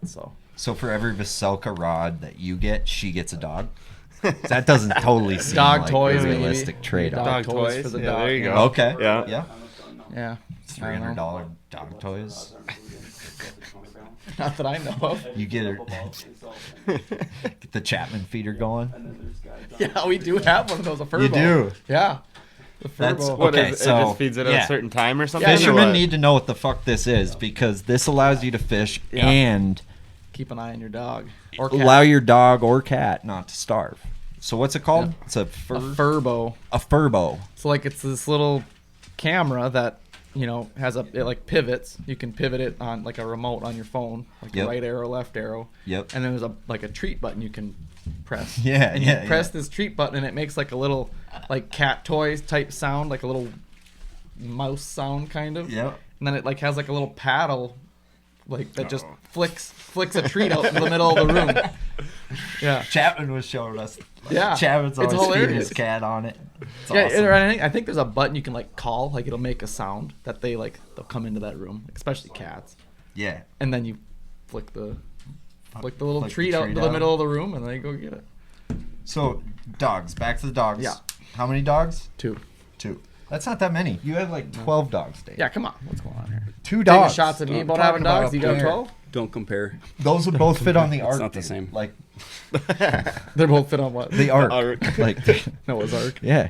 Twos, It's not too many. It's not too many. 2 can be too many. It can be. How many do you have now? You had like 2. We sold all of but 2. sold them all. Sold them all. Two, Head two by seems hay. to be the magic number, though. I got 2 He's as well. got 2 too. 2's the magic number. Yeah. You have to have 2 a as friend. well. Yeah. Looks like the only guy who doesn't You have got 2 it? dogs. You got like It's teal. what kind of dogs? Golden doodles. Golden doodles. I got 2 pit bulls. 2 pitties. Yep, and we have both Bernedoodles, so similar to Okay. Dane's dog. Sounds like Damien's the only man here. So. I mean, he's the only one who's like a true entrepreneur with his dogs. He's you like know? he's got real Like, dogs. His dogs, like the return on investment with his dogs, much better if he keeps them away from the kids. You know what I mean? Yep. Yeah. Like, You have to be at least like 300 feet from a school zone or something. dude, they can win him like $10,000 a fight if they don't die. Michael Vick style. Michael Vick style. Oh my gosh. no. You are missing out on Loon- serious Loon- side cash right now. Yeah, dude. We'll No, get, but we'll in get all Luna reality- going on that. She's all muscle. Yeah. In So all do you feed reality, 'em, though, like- his dogs are sweethearts. Though pit bulls get yeah. a bad rap for being like these scary dogs. Well, yeah, they have a locking jaw that I know. typically eats, and they eat kids. Yeah, yours have only like a couple, right? It's not like Yeah, nothing just major. one or two. Yeah, it's not like double digits. Like licked him to death, though, not like They say that biting or 3 nothing. out of 5 pit bulls eats a kid in its lifetime. Sounds like a Theo Vaughn quote stat. That's a big stat. Yeah. Someone, I don't know Someone it. prove me wrong. I can't. I can't either. I mean, I'm Statistics 101. 99% of statistics. are inaccurate. Or made up. Yeah, what was it? That was the last podcast, right? That quote? You brought I that don't out? Didn't you bring that quote out? No, that was with Moina. Oh, Oh yeah. yeah, Moya. Yeah. Oh, it's funny you know that. funny you know I that. didn't even watch that one. I like that last podcast though with Bradley. It was good. I enjoyed talking to Brad. I enjoy all of them, man. I mean, who doesn't Except love talking this one. fishing and He's really talking fighting through shit this with one. the boys and yeah, this one sucks. Though. It Hate happens. this one. No, I enjoy every single one of them. I think there's so much to learn the more you listen to them. I'll listen to the same podcast 2 or 3 times. Yeah, As, you like, always get a little background nugget noise. every time. There's For little sure. nuggets in Right, there. there's times where like your mind will drift off. For 15 minutes you're preoccupied with something else, but then you listen to it a second time and you catch what you missed the first time. Right. I do that with a lot of like very informative type podcasts. Where, like I'll do the same thing, listen to them 3 times Mm-hmm. and try to get everything out of it. If there's one that I'm like, wow, there's something in there I learned, Right. I'll replay it a few times. Yeah. For sure. I do that with Rogan. Like, you get a long drive or something. Oh, Sure. yeah. Rogan's podcast. Yeah. I do that with a lot. Yep. So good. So what's this no drinking kick, Dane? I'm doing 75 hard, man. 75 hard? Yeah, I'm 60 days into it. Oh man. I'm almost done. Do they have like a 75 soft? Because that sounds like a little more my style. No modifications. You either do it or you don't do it. You can't say you half did it or tailored it. That's the whole point. That's accountability, right? Accountability. It's a mental toughness, kind of like Personal accountability. Yep. Prudence. Yep. Yeah. Getting that out of the way Grit. before Derby Prudence. season, I see. Yeah. It's good. Mental stamina is Yeah, going to be little a mental. high. Little mental game. Yeah, for sure. Yeah. So it's like, does that mean no sex too? No, drinking, no sex, no sins, No. no sinning, no sinning at all. No, that's Coffee it's borderline. It's Borderline. No sinning. Yeah. It'd be sinning if there was creamer in there. I'm assuming it's black, so he's fine. Yeah, it's straight black, no creamer. I like creamer. You though, thought for the about record. sinning. I could thought tell. about it. I could tell. Except for I don't ever use creamer. Yeah. So no sinning. I can drink that and water. So it's only for 75 days of no sins? Well, no. So every day there's 2 45-minute workouts. One is inside, one is outside. Mandatory outside. And then mandatory. Below 10. We got some good Oh, yeah. workout Below. ins today Yeah. outside. 45 What do you minute workout. do? Run There's on a- ice? Yeah, I have. How's Yeah. that feel in the lungs when you're doing some of those negative below days? You wear a buff, or you usually I wear like a striker gear if it's really, really, really cold. It's gotta hurt on the lungs though, breathing. It does. Yeah. It freezes up around the collar of your jacket. Like when I wear my suit or whatnot, it gets pretty stiff. Your eyebrows and things freeze up. But That sucks. Yeah. So you have to work out. you work out twice a day. You drink a gallon of water a day. You have to follow a diet that you choose. You have to read 10 pages of I a book choose a Jack's day. Pizza. Yeah, I would too, man. I'm excited, but at the same time, Pizza connoisseur. I don't want it. You on the keto? You on the keto No program? keto? No. It's a little keto. No, my trainer Kyle Tenner is a kid who's going into like medicine, like science. What's that? Working out. Big Pharma? No, not big farmer. No. What's that called? Pfizer? Physical medicine or that major. It's not Pfizer. No, it's not Johnson and Johnson either. They make He's got- soap. Nope, none of that. And baby powder. Yeah, well, need some baby powder for that raw ass. Yeah. Yeah. Yeah. Mm-hmm. It's been a while since I baby powdered anything. Yeah, you don't get chafed or nothing like that. You don't No. use a little like Aquaphor up in there. Bengtson taught me a deal about baby powder in your frog legs on a spro frog. So you know how like your they spro start to frogs stick together. like or your your hollow body frog What's like that? Sat in a those- box too the long. tails will start to stick together. Yeah. If you throw baby powder in the box with it, the tails won't stick Right. together like and I get feel like there's melted certain. together. I feel like there's And certain they'll stay baits. like flared out better. I feel like there's certain It's a baits real I've gotten thing. before that It's a real have deal. that round rubber on them that Mhm. have a very powdery substance on them Already. in Yep. the packaging. They'll powder them. I feel like That makes like, sense. Right. Yeah. Yeah. Huh. So while we were on the baby powder tip. subject, yeah, Well, little trick of the trade, I guess. Yeah. Something I could learn from you guys, huh? I'm learning every day. You're Learned that- so much. Parenting shit.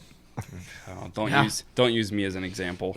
I mean, Yeah, I mean, you feel like- kicked your kid today. Gosh. I know. Child Protective Services is gonna call me. My wife is like, "Why did you kick our son?" I didn't kick him. Well, you did, but you didn't. I mean, stopped It's not a him from kick if you don't have your going. shoe on. True. No, I would never. The sock doesn't count. Sock kick. I mean, Yeah. he's standing on an ice-covered driveway. You think if I kicked him, he'd fall over. He just stopped from going underneath the hay bale. Dang, kid's got some balance. He's quick like a cat. Has quick reflexes. Yeah, he only went back 15 feet, but he caught himself. When you cross the property line on your way home, do you like put a cowboy hat on immediately? It depends. Shout out Cifuentes. Seriously, how did they do today? He's leading it. He's Is he? Leading it by like 5-6 Found pounds, out I think, deep, right yeah. now. Pink missile worm on it. I saw. I know. I was watching it. So I'm mid tattooing this girl the other day, and I have Bassmaster Live on the computer screen, and I'm like, "Oh, do you see it?" She goes, Made me think of "They fish with pink worms." That's do. cute. They do. It's cute. It works too. It's cute. Yeah. It's cute. He's like watching and then just kind of going off. Oh, crap. Was something wrong? Nope. Everything's fine back here. Big girls like pink. Let's be honest. Yeah. Big. Female bass. Yeah. Yeah. You guys get your head out of the There's gutter. a little pink thing hanging out. Dude, the smallies today we caught. pink? Fat. Obese. Mud? Or did you find them Who like... caught the walleye They looking were- one? they were the one with active. the walleye. They Like, weren't- they weren't belly I think it down. was Wolf Wolf wasn't caught it? a walleye, like a Yeah. smallmouth and a walleye fucked, and Wolf caught their child. Really? Yeah, it was a It was small. just a really, it was It was a really small goofy eye. looking fish. It had, you know how the walleye has like the line, not like a bass lateral line, but like a pinstripe kind of sometimes going down. Are we like, talking up towards its dorsal or along its lateral to- up- area? up like you toward said? on the upper lateral, 2/3 up, Sure, yeah. like a snook kinda. Sure. Had like a snook line on it, Yeah. Yeah. and there's no belly, but it had like a thick back, Yeah, Like- that like a big old back. Yeah. thing had Just a big old shoulders. back with Yep. no belly, you know? You know how, like, you'll have guys that Goby. get, like, a beer belly? Yep. Imagine if that was all on your back, and none of it went to your belly. That's what it looked like. It was was like all that. shoulders. Yeah. That's weird. Hunchback of Notre Dame style. Hmm. Minus, no, it wasn't like a curve, though. It was like a No. walleye elongated. Like, Hmm. it was a small eye. I'm telling you. Yep. Let me It's ask like you a this. mean mouth, Since we're but, talking about walleyes, why don't you guys ever dabble in multi-species? Just like in We April, do. I do the rainy river. You know what I'm saying? Like, Catch big walleyes why don't all you the guys go time. and like? Well, yeah, Because because like we chase open water and we're fishing for smallmouth when you're at the Rainy River, Mr. Walleye guy. Where do you? Oh, you do that on the Mississippi and No. out west, huh? Cross some borders and go find some God, open you water. know, if I would get an invite every now and then, You're, Have you heard you're it? always invited though. Have you heard his stories about where he's been on the Rainy River, though? A little Like, bit. Okay, so for like bass anglers might not know like how crazy this That's Rainy like the River walleye mecca. Yeah. deal is. Like I remember one year you went there, and there was ice on Lake of the Woods, like where it was ending, Mhm. and you had told me you were fishing like the shade line of the ice Mhm. for I've- walleyes, and then there was another time where you like took your boat down the rapids. up the rapids and down the rapids. What? I've Like paint the Rainy Lake picture for people who maybe don't understand what this April 1st on Rainy or April whatever. What is it? April something? End of March. End of March? It's as soon as it opens up and then it cuts off like the second. ever done week that? in April. No. Oh, I'd dude, like it's- to, but It's insane. I've heard there's like 2-mile walks back to your boat after you launch, though. Well, I mean, yeah, there can be, but there's a Yeah. kid there with a golf cart that Oh, there makes is? hundreds of dollars a day Yeah. running his golf cart up and Smart. down. That's really smart. on Genius. Yeah, Genius. Tip He's of a my fisherman's 15 lemonade businessman. stand. Businessman. Boat Yeah. ramp. I mean, if you get there early enough, the walk really isn't that bad. Sure. And there's Sure. 10 landings. I mean, you go pick one. you What do know? they Yeah. call a boat ramp taxi? Boober.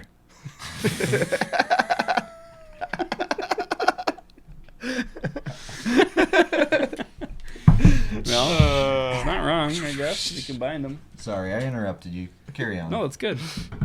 It's good. It's good fishing. Everyone should try it. I think it separates the men from the boys, and it's fun to get out there with a group of guys and do something different. But you can tailor it to any style of fishing you want. You can catch them deep. You can drag. You can cast. I was you just can- But gonna there's say, like you a do the deal. casting, or are you pulling There's like a jiggles, deal, or what? though. I used to do the Wisconsin River thing growing up with my old man, so I Yeah. got some river walleye in Yeah, me still. buddy. But I've never been up there. I'd love Yeah. to catch some hogs. Big ones, man. And like once you find the spot, it's kind of like a bass hole, like a seam where you can cast Yep. upriver and let your bait wash down, And just it's like we. it's the same little pocket every time. Man, and when it gets there and you hold your bait and it washes into the seam and you can hold it and you can literally drop your bait down and you can touch bottom, but you can hold it, but it's just sitting there and all of a sudden, thunk, Yep. and it's every cast. And sometimes, the water clarity's different and you got to change it up. That's what makes it fun because it's still solving a puzzle. Mhm. But when you get on them, I mean, you're fishing for trophy. 30. Big 40. walleye. Like, big Trophy walleye. You can catch a walleyes. 14-pounder up there. Yeah. It's not out of the question. No, 33, 34 inches, like big walleyes, dude. Yeah. Our biggest up there as a group has only been just over 30, but Still. we've had days where I have GoPro footage where we've caught 150 and 50 of them are over 27 inches. Ah, man, that's Every wild. fucking Insane. cast. It's crazy. Dude, it's so cool. That's the walleye fishing I can get behind when they're like that Yeah. 24 plus. They're not a wet sock reeling them in, you know? Right.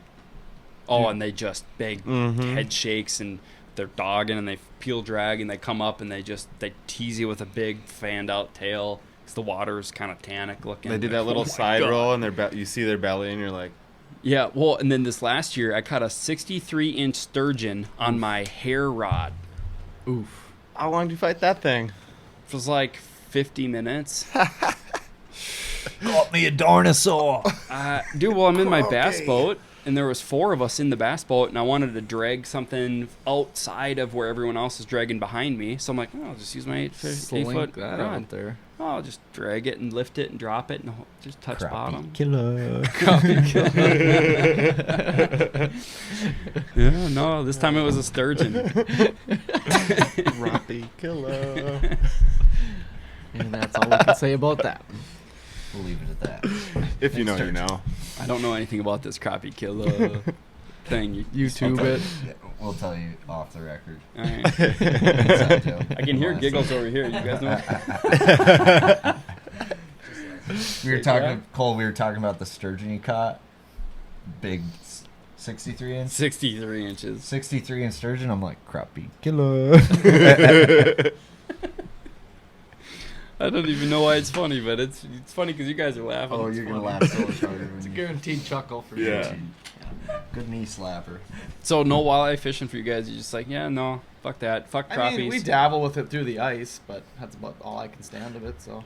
Well, you guys live in Wisconsin. You could Yeah, go fishing right away. Yeah. We got to drive more Yeah, we than. ain't got to worry about it too much no more. No, we have to drive. How far is the nearest open water? Border Iowa water. or South Dakota usually, or the river. So 2 Iowa, hours. South hour Dakota, and the a half. river is basically where, yeah, at least, yeah, When do you think Cade Laufenberg's going to be catching bass out on the river? probably has been already. Yeah. Yeah, all winter. The guy's He's crazy good. out there. Yeah, absolutely. Cade, He's is good. he the guy who fishes the? He River guy. fishes like a bunch of 4 or 5 BFLs and BFLs, All-Americans. But he Yeah. fishes 4, 5, 6, 7. 4 through 9. Yeah. But he's really good on lacrosse. It's Yeah. kind of his And I like main one. following him in the fall. He was catching them Winona. until Yeah. Lacrosse. way late. Winona to lacrosse. Are We we won a doing boat a the couple years ago. Mm-hmm. on the Phoenix, Mississippi? Yeah, BFL. Phoenix. Are we fishing the Jude this year? Yeah, well, verbally, yes, but Do I we- haven't filled out the entry form. Do we just wing it? Yeah. Yeah. We gotta. So now is a good time to announce that we are having a fundraiser for the Sunburns. Yeah. Well, yeah. Stop on over to our OnlyFans page. And There you go. Check out my toenails. Isn't there like foot models? I've heard that. Like, there's people who say like you can legitimately Make make money. money off your feet if they're. Attention, all smallmouth anglers. Have you thrown the marabou jig? Have you thrown the hair jig? Well, if you have, you're going to want to listen right now. This podcast is brought to you by Vocelka Fishing and Customs, a custom rod shop based out of Minnesota, and he has developed the answer, folks. What if I told you you could throw that marabou jig 30 to 50% further than you're casting it right now?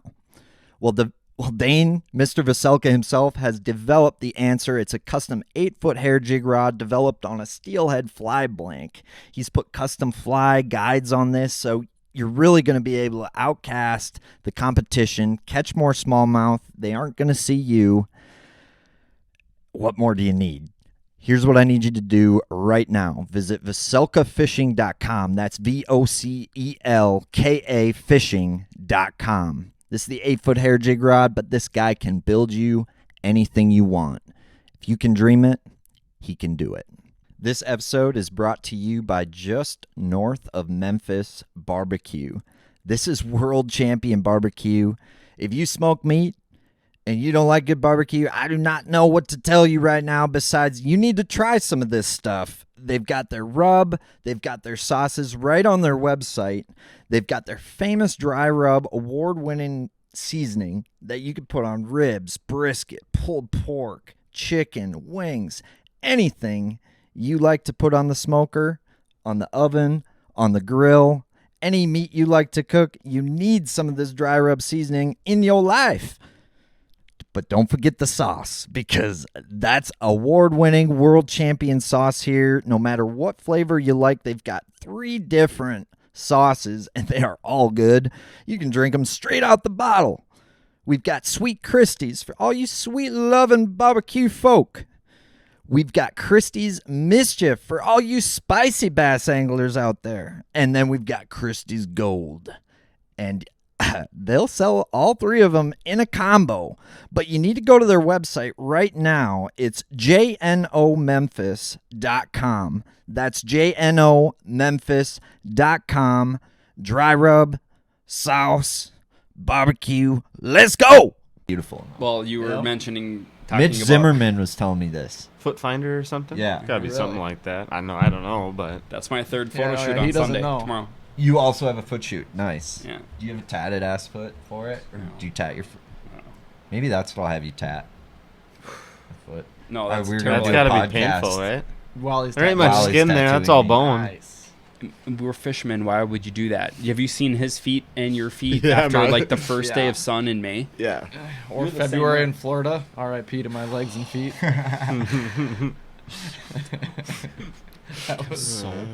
I fished with jeans the rest of the week. I felt had to. so bad. I'm dead serious. Did you Because fried it felt better than getting any more sun on them. I was just baking. Damien, he was fried it the very first day? Oh my god, I got burnt so bad that my like ankles swelled up.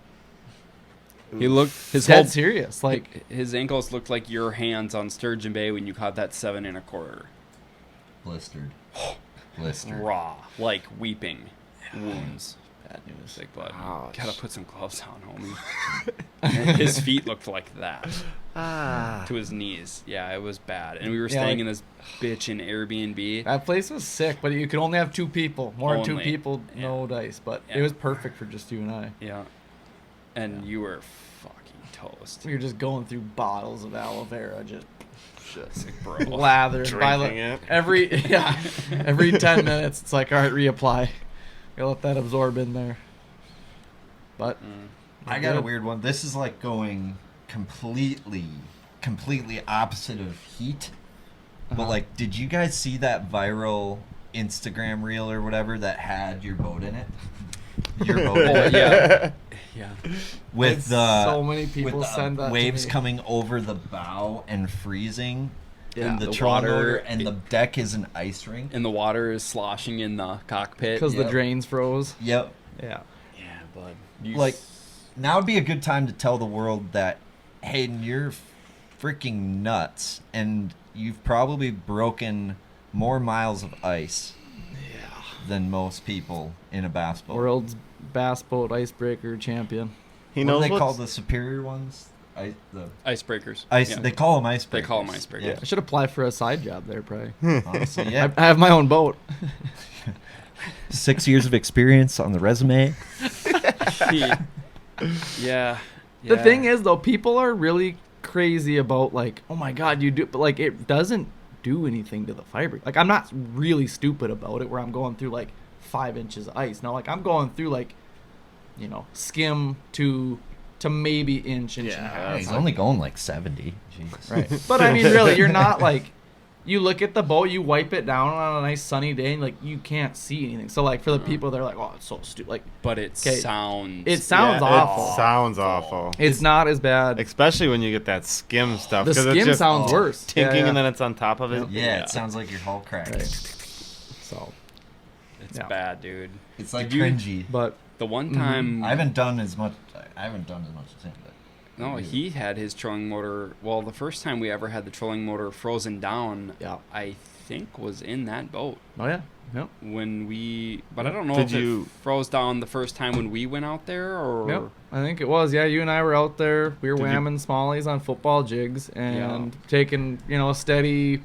It wasn't like crazy windy, but it was enough where you're taking a wave over, every 30 seconds to a minute. Did he have to pee on it? Is that what you're getting? Not this time. That's another time. He did pee on his trolling motor on the thought once. Yeah. He did. No, not I've- just once. Like I've 7 peed on times. it a couple times too myself. Yeah. Sorry, Cal. It's your boat now, actually. But yeah, no. So the time you and I were out there, we couldn't get the trolling motor to come up, Yeah. and so we decided to just trim up the motor and bow in the air with the trolling motor still deployed. 12 miles an hour back to Are the you raft talking for 4 me miles. and you? Or are you talking? No, you and I had to do that a separate time. Yeah, you and Dane That was did me it and too? Dane the first time. That's how I we knew learned to- it. That's Yeah. how I knew to do it. And then there was like a year or 2 years later. Trolling motor straight down. He pees on his hands to warm them up. There Well, wasn't enough. Wasn't enough in the tank to get it Yeah. unthawed. All right, we so. always have like. wheelie method. But since then, I've It's like gotten some Bear smart. Grylls shit. I've gotten smart. We're very at putting, cold. So now we have to resort to drinking our own urine. Teal's hands are cold, but he can't piss anymore. Hayden, get over here. I need you to piss on my hands. Hey, man. You gotta do what you gotta do, Fucking brother. R. Kelly over here. Yeah. Jesus. Drip, drip, drip. But I've gotten smarter in the last few years where I'll bring like lock de-icer Yeah, we got- or like Okay. silicone WD-40, silicone-based WD-40, a bottle of heat, just like things to like prevent it from happening. And then if it does happen, like you take the bottle of heat, you kind of pour it on there, let it sit for a minute, it melts the ice off. And That Tom It's a Warren little- guy showed me a cool trick anyway. Yeah. He took a bucket of water. Our trolling motor is frozen. Hayden and I were on Schwamigan this past year. And guy floats over and we're like, yeah, we're fucked. I'm about to pee on this guy's hands, you know? Like,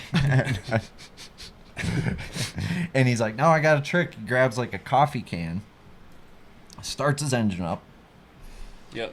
and he just straddles the outboard. Yeah. And that exhaust water, LP like the water. piss Oh. off the pisser of Is the outboard, warm. is Is warm, warm. Yeah. right? That's So clever. we filled the coffee cup full of that warm engine piss, right? Yep. So the engine peed on his hand. Yep. And and then gave us that, and we dumped it on the trolling motor, lifted right Right. up. 'Cause I'd already Crazy. burned That's clever. through. I'd burned through my bottle of heat already at that point in the day from lifting it up a couple of times, and I didn't have any more. So we're trying to mess with getting the troll motor up, and it's like crap, I can't get it Die up. hard. They say an engine's piss is 13 degrees warmer than human piss I've by the heard that. time I've it also gets heard that. out of the tip. Yeah. I've also heard that. You have to catch it 3 inches before it hits the Yes. water, though, because as it approaches the water, it cools off. Cools off yeah. as it's traveling through That's the air. So science. it's yeah. Basic stuff. I mean, Science. Yeah, that's Yeah. science. It is. mhm. It was nice not having to worry about that a lot this year, though. Yeah, our we- our so- inland stuff was going this Yeah. fall. So we were So that was on the days where nice. it's blowing 20. We're like, oh, let's just go to this 300-acre lake instead. We and don't got to take catch bows fish over the that are wave. just as big. So that was pretty fun getting to, get away from beating ourselves up. Yeah. Mm-hmm.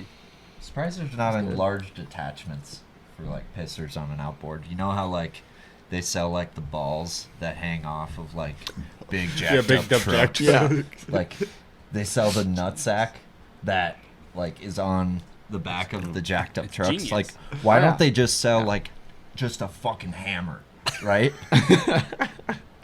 For your outboard pisser, like a little add-on attachment. Yeah, a little troll, like Yeah, you like- suction cup him to it, and he's Yeah. like this, pissing off the side, and the stream's pissing off the Yeah. side of the counter. That's a With the good fine spot print, for like, that, hey, keep that this away Ford from your sticker. wife, Just you slap know? it right there where he's like this, Yeah, that dildo. Ford sticker. Right. Yeah. I think you just I'm might just have saying. found your first product on your website you're gonna sell. Yeah, you better Well, cut- it's you better like them cut that little out so Subaru, nobody takes them your rice idea. burners, right? They'll put like the fucking nozzles that like exhaust on it, Yep. like, bang, make it all sound like it's burning more rice. A or whatever. ricer? A ricer? Yeah, Yeah. ricer. Yeah. Big It's can. like that. Maybe it makes a like little different sound. Or No maybe idea. maybe it just like is a smaller hole and it just shoots farther, so you can like aim it. Redirects it upwards. Yeah, right. So you give can up like turn your motor a little bit and spray your buddy. Just give her a little juice. It's like, a little extra stream.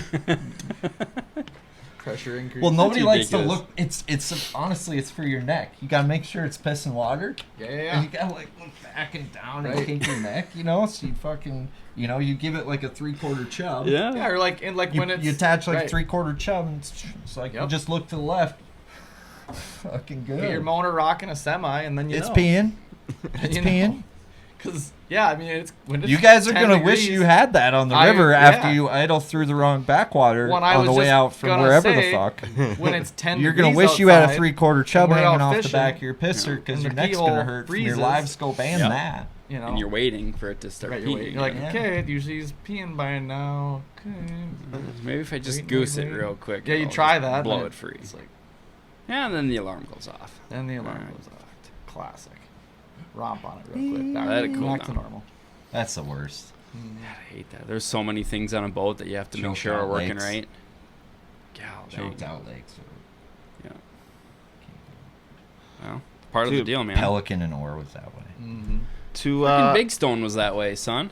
Yeah. Taking dog. off from the landing at Big Oh Stone my was that God, way. yeah. Everybody was struggling That because they was wanted us to terrible. go Yeah, by in the Ore dock. Bay there. That was a the fucking- stupid. Whoever's idea that was to have to circle in front of that dock to do the live well check. That was Yeah, we're calling so- you out. I don't know. I don't know whose idea it was. I Guys would. listening like. I'm fuck. savage. I would say his name, but I don't know who. It was. I'm just kidding. my old partner and I, we had a tournament on Minocqua chain, and we had to go through the thoroughfare to run Yeah, into it's a good story. Minocqua. It's a good story. So the first day we suck in something too, and we fix it, whatever, get fishing. Second day, same thing happens. So I just pick up my flipping rod and start flipping, dude. 2 flips in, I hook like a 538 or something like that, and just trash weeds. And we're like, what is going on here? As he's fixing the motor, Trash grass. trash grass. Mike's hanging over the motor trying to poke the hole free. I'm setting the hook. I'm like, this is huge, Mike. Big fish of the Derby. Yeah, big fish. No we have big way. fish both It's days. a 2-day yeah. tournament. Yeah, they had big fish both days. Yeah. So that's incorporated into your strategy now. Yeah, Like, you we got- need to clog the fucking. Yeah, we engine. gotta clog the Yep. engine. 2 hours left. Always keep We a need a bait big in one. the water. Yeah. Time to clog her. Yep. I think Yeah. you guys should make sure you keep doing that Yeah, every for tournament sure. this year, just I to think make so. sure. We'll Just try. in We'll case. try it. Once at a least. fluke choose a pattern, you'll know quick Right. when you don't make it back first day of the tournament. It won't happen. I never wish that on you guys. I hope you get stuck in the lock. I'm just kidding. Yeah. I hope you don't download that app and you run into a fucking barge, you clown. Yeah, I hope you download the wrong barge app, you fucks. Download it for like a different river. Right. Oops. God dang. I miss you guys. I love doing this stuff, dude. I don't get it. I don't get enough of this Yes. trash talking, BS, fishing stuff. This is good. Break. Yeah, I gotta rock this. Piss break, Austin, you're up. Get up here. Get in there. You're hosting the piss breaks tonight. This is how this works. This piss break is brought to you by Vocelka Fishing and Customs, the finest custom fishing rods north of the Mason-Dixon. And this episode is also brought to you by JNO Memphis. That's just north of Memphis. We just made some barbecue wings. They're the greatest. And Austin is in on the piss break as our host. The greatest boat mechanic north of the Mason-Dixon. Ladies and gentlemen, Austin Brinkman. I wouldn't give me that much credit. Woo! Yeah! AKA Larry the Enticer. This guy's dick is He's got a huge, story to ladies tell. and gentlemen. Stone Cold Killer. He's a winner. Stone Cold Killer. He's a winner. I think what Hayden's getting after here is when we were fishing, after a while, it was let's just ride the snowmobile around a little bit. And someone was like, hey, I bet you can't hit that little drift over there. And Major sent it. Oh, yeah, you Had fell off you fell off way a too snowmobile much today. speed. I thought it was going to be like just a little, get a couple feet of air. No lie, flew like probably 20 feet. And I On the ice? Yeah. yeah. It's all powder snow on the ice. Dude, but in there his was a big drift. 1980s, he flew in his 1986 Yamaha. And I bailed. today. How's the snowmobile? It looked good. It was good. Oh yeah, Oh, my was windshield's broken, but other than that, So I got this picture running through my head because I saw this little YouTube short on this poor kid coming down a chairlift, right? And the chairlift malfunctioned. It was going way too fast, and they were falling off as it come around the turnabout, and he got fucking just launched off the corner of the thing. I picture you bailing off a snowmobile doing like 40 miles an hour. chairlifts are scary, dude. It was Falling probably off like chairlift 20, scares the 30, fuck but out it of was me. like That's moving. when I land, it was like I know I'm going to hit my head on the handlebar, so I just kind of more or less jumped off so I didn't eat the handlebar. Smart. That's Glad thinking you're in the okay. moment. Yeah. Yep. Glad you're all right, man. You crazy. I might be a SOB. little sore tomorrow, but we'll be Yeah, all I right. believe it. how's wrenching going? How's working on boats? How's how are all the boys? How are all the mechanics doing? We're all doing pretty good. Yeah.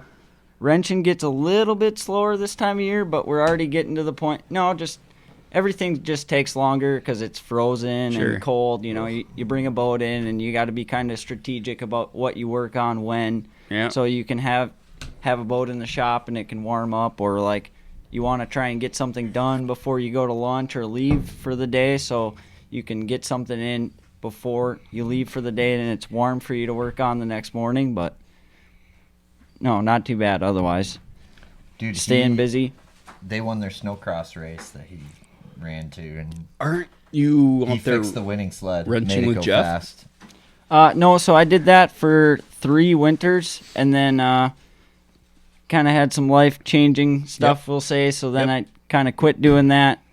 And then I felt like the dealership was kind of at a point where I was needed throughout the winter myself personally, and so I went back to working at the dealership. But now next year there might be a chance that I could be doing the snowcross thing again, but Yeah.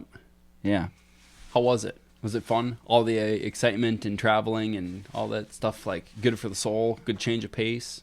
Yeah, that's honestly the best part about it, is you go from just a grind of winterizing and working on boats all summer, all fall, all spring, to a little bit of change of pace, and you're going new places, seeing new things, whatever. And it is a lot of fun, but it is also a lot of work too. Everyone For looks sure. at it and goes, "Oh, that's got to be just so much fun." But like some days you're to the track working on sleds by 8 o'clock and you don't leave till 9:30, 10 o'clock at night, and then you're back again the next morning. Yep. Or it's like, oh, we got another race next weekend and we're in Wisconsin or Iowa or Michigan, and it's like, oh, you don't get to go home, like, because by the time you'd go home you'd have 6 hours and it's turnaround, so you're on the road sometimes 2-3 weeks at a time. So that's the tough part about it, and it's not all sunshine and roses and this is fun. It is a lot of work, but it is also a lot of fun as well. It's good for you, man. Rapping. Yeah. Yep. To put the time in and the work in to get a little taste of Yeah. what it's like to be free for a minute. Yeah, What you like to do? Yeah, it's really cool. I mean, it's kind of a cool experience. It's definitely something that not a lot of people can say they've done in their life. And yeah, like, oh, what do you do? Oh, I work on race snowmobiles. Like, people are like, what? You've done a lot. You've changed a lot, and you've acquired a lot of hobbies and talents since I first met you.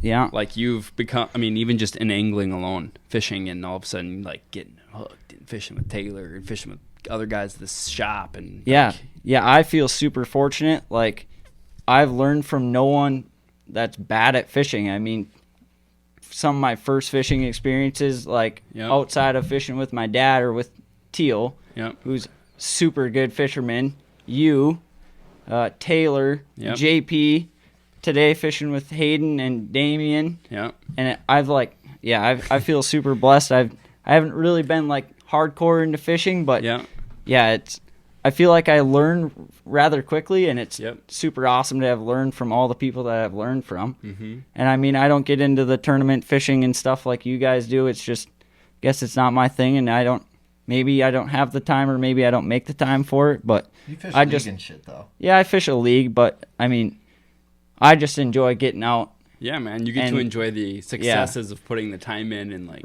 figuring out the puzzle that day. Ones. Yeah, I know. I know. Yeah, he's a stick. Nah, I would rather catch a 7-pounder. Yeah, let's go. You've done right. You caught a 7-pounder. I caught a 7, few 6s. I mean 5s. I would like to up my smallmouth game a little bit. I've only caught like a 5.35. That's my biggest. You're but dust at smallmouth fishing. But yeah. I'm just kidding. This kid's like, yeah, I've caught a 7. Waxed him today. Dude, I don't have a 7-pound largemouth. Yeah, dude. Nah, I was. That's joking, why it's so dude. cool. But it's epic. Yeah, I don't know. No, I mean, you guys are all way better smallmouth fishermen than I am. Dude, it ain't a measuring contest. I mean, we don't have attachments on our outboards yet. No, but his dick is bigger than yours. When I get my outboard attachment, it's going to be the biggest. But speaking of biggest, I think there's a lot of single ladies out there who could use a hard-working single guy in He's their good life. with his hands, I hear. Especially a are you- professional snowcross mechanic. Are you talking about yourself, Teal? Because aren't you single as well? I'm not a pro snowcross mechanic, Oh, bro. I yeah. said hardworking, man. I'm just kidding. No, but ladies, Bachelor number 1. Bachelor number 1, Exhibit A. He is B positive blood type. He is a donor. O positive. O positive, sorry. But, Full-time employee. Yeah. Jeez, Damien, are you done pissing yet? Well, it was good talking. I'm glad I could be up here for the few minutes I was, and appreciate it. Heck yeah, brother. Fuck, we're gonna have you on the whole time. Thank you for hosting the piss breaks tonight. I wasn't sure what we were gonna do. So. Wait, does he have a Dear Karen statement that he could whip Yeah, up real no, quick? before you go, dear Karen.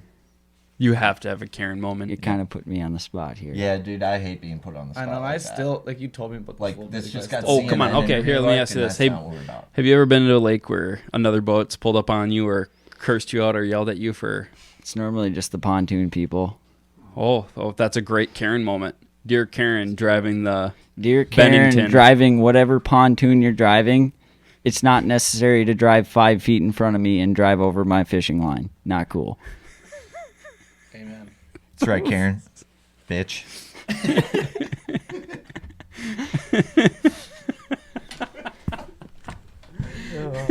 Mic drop, see? There's a lot of nice Karens He out knows. there. I mean, but that's just kind of the word. It's kind of the word used. So many of them, dude. I'll pre-fish for you guys this year. You would. That'd be nice. It'd save us some time. Yeah. honestly, Yeah, for money. sure. Yeah. Yeah. I'd really love some tracks on the river. That'd be nice. Actually, yeah, more than anything. Hope you trust me. Yeah, he'll give his graph to a river rat real quick and Yeah. have them zip back and forth, and then Yeah. it'll have the trail on his graph. Yeah, that's the only thing I'm worried about with the new rig is, Yeah. and I haven't done a ton of stuff down on the river. It's running around down there. That I'm worried about. But Stumps, Sandbars, sandbars, sand and stumps. wing dams, closing dams, yeah, unit eaters. you ever been shit on in your boat by like geese or seagulls or anything? Yeah. Yeah. Like not a lot. I got one encounter. I was actually up on Vermilion. I was musky fishing with my buddy Trevor, and it's like a cloudy day. We haven't caught much, and we're like fishing. And all of a sudden, it's like it's raining, and we're like, what? And we look down, and the boat's just littered in white goose shit.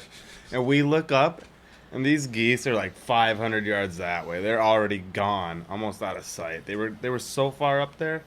It was raining on us, goose shit. It was disgusting. Yeah. Flying V goose shit. Good stuff. Straight on the boat. Oh. Yeah. And goose shit is especially bad. Especially smelly. Especially smelly. And Yep. it came from way high in the skies. There's Yeah. a lot of velocity. There was some coming velocity down, to it. A lot of splatter. I bet. Yeah. Like it's like I don't know what it is about geese, but it's like they eat like they go to the wrong Yep. restaurant. It's like and they're get, always eating it's a- Taco Bell. See, Taco Bell don't do that to me, but That's just my easy it- example. like your version of Right. that. Yeah. Goose poop. Your version of goose poop. Or the landings that are covered with goose shit. Oh, yeah. Ugh. When you step and smear it in your sandals. Yeah. Ugh. What is the legal limit for geese? I don't know, but It's not Karen enough. Karen shouldn't feed the It's geese a fighter, by the No. landings. question. Yeah, it is. What? Karen shouldn't be feeding any geese by the landings or the beach or anything. No. She could stop that. You got Karen yelling at fishermen, but you don't have Karen yelling at the geese Yeah. the same way. They need to be. I think there should be I think you should be able to kill geese year round and coots. Or Oh, yeah. not. Coots are bad. Can be Yeah, yeah, bad on yeah, a lake. and cormorants Bad. are the Yeah, worst. cormorants Yep. are awful. What did I Those hear? two. Cormorants eat like 7 pounds of fish a day. Yeah, and there are some lakes where you can go out there in a boat and just blast them with Like a poop shotgun. on all the What- trees. And kill What's the them. island on Vermilion where they all sit? Potato Island. There it is. Yeah. Dead. Well, it's just like the one Yep. on Leech. Leech Lake's the same way. Yeah, a couple of them out You there. go out there and you just they're raining lead Well, I don't think they're allowed to shoot. Or it's like that. spirit and hennepin on lax too. Yeah, Ugh, sure are. Just white. Where's he going? I'd take an extra one. Another bush latte. extra one? Yeah. Oh man. Oh, I'm so excited to have a sip of the old bush latte. Just taste. What'd you say you're in like day 60? Yeah. You're Yeah. and you're just gonna 2 give more in weeks. right now. He's gonna give in right now. No, 2 weeks and then I probably won't even indulge until weeks after that. Just keep it going. That's fine. Just keep her going. Drinking the golden light. Sorry. Don't apologize. This is your house, dude. Thanks for having us. Your house, your rules. It's the Bass Galaxy. Hey. It's ever expanding. On the up and up. It's ever expanding. So again, I didn't bring your rod. That's actually I have a major case of that's blue actually balls. another rod for him. That's actually another rod for him. Was the blue wrapped one? I feel so bad. blue wrap and want it? blue balls. Unreal. That's Give it. to him? No, that's for you. That's not. He wants a drop shot rod. That's different. Mine. What is the one that you have? Maybe I do want it. No. That's one that he felt He a while gives you ago. the flawed blanks. There are no flop He gives lines. you the That's strategy. I test That's them. their strategy. I know. Yeah. The ones that break, you like tape it together and This give it one's to got Hayden. This one's got a split right up the seam. Strategic. Let's give that to We're him. gonna fuck Right. you up this year. You're gonna lose a big one breaking. And That's so awful. Don't ever put that juju on anybody. I'm joking around. Hey, but we're It's the boys We got and Tracy. For sure it is.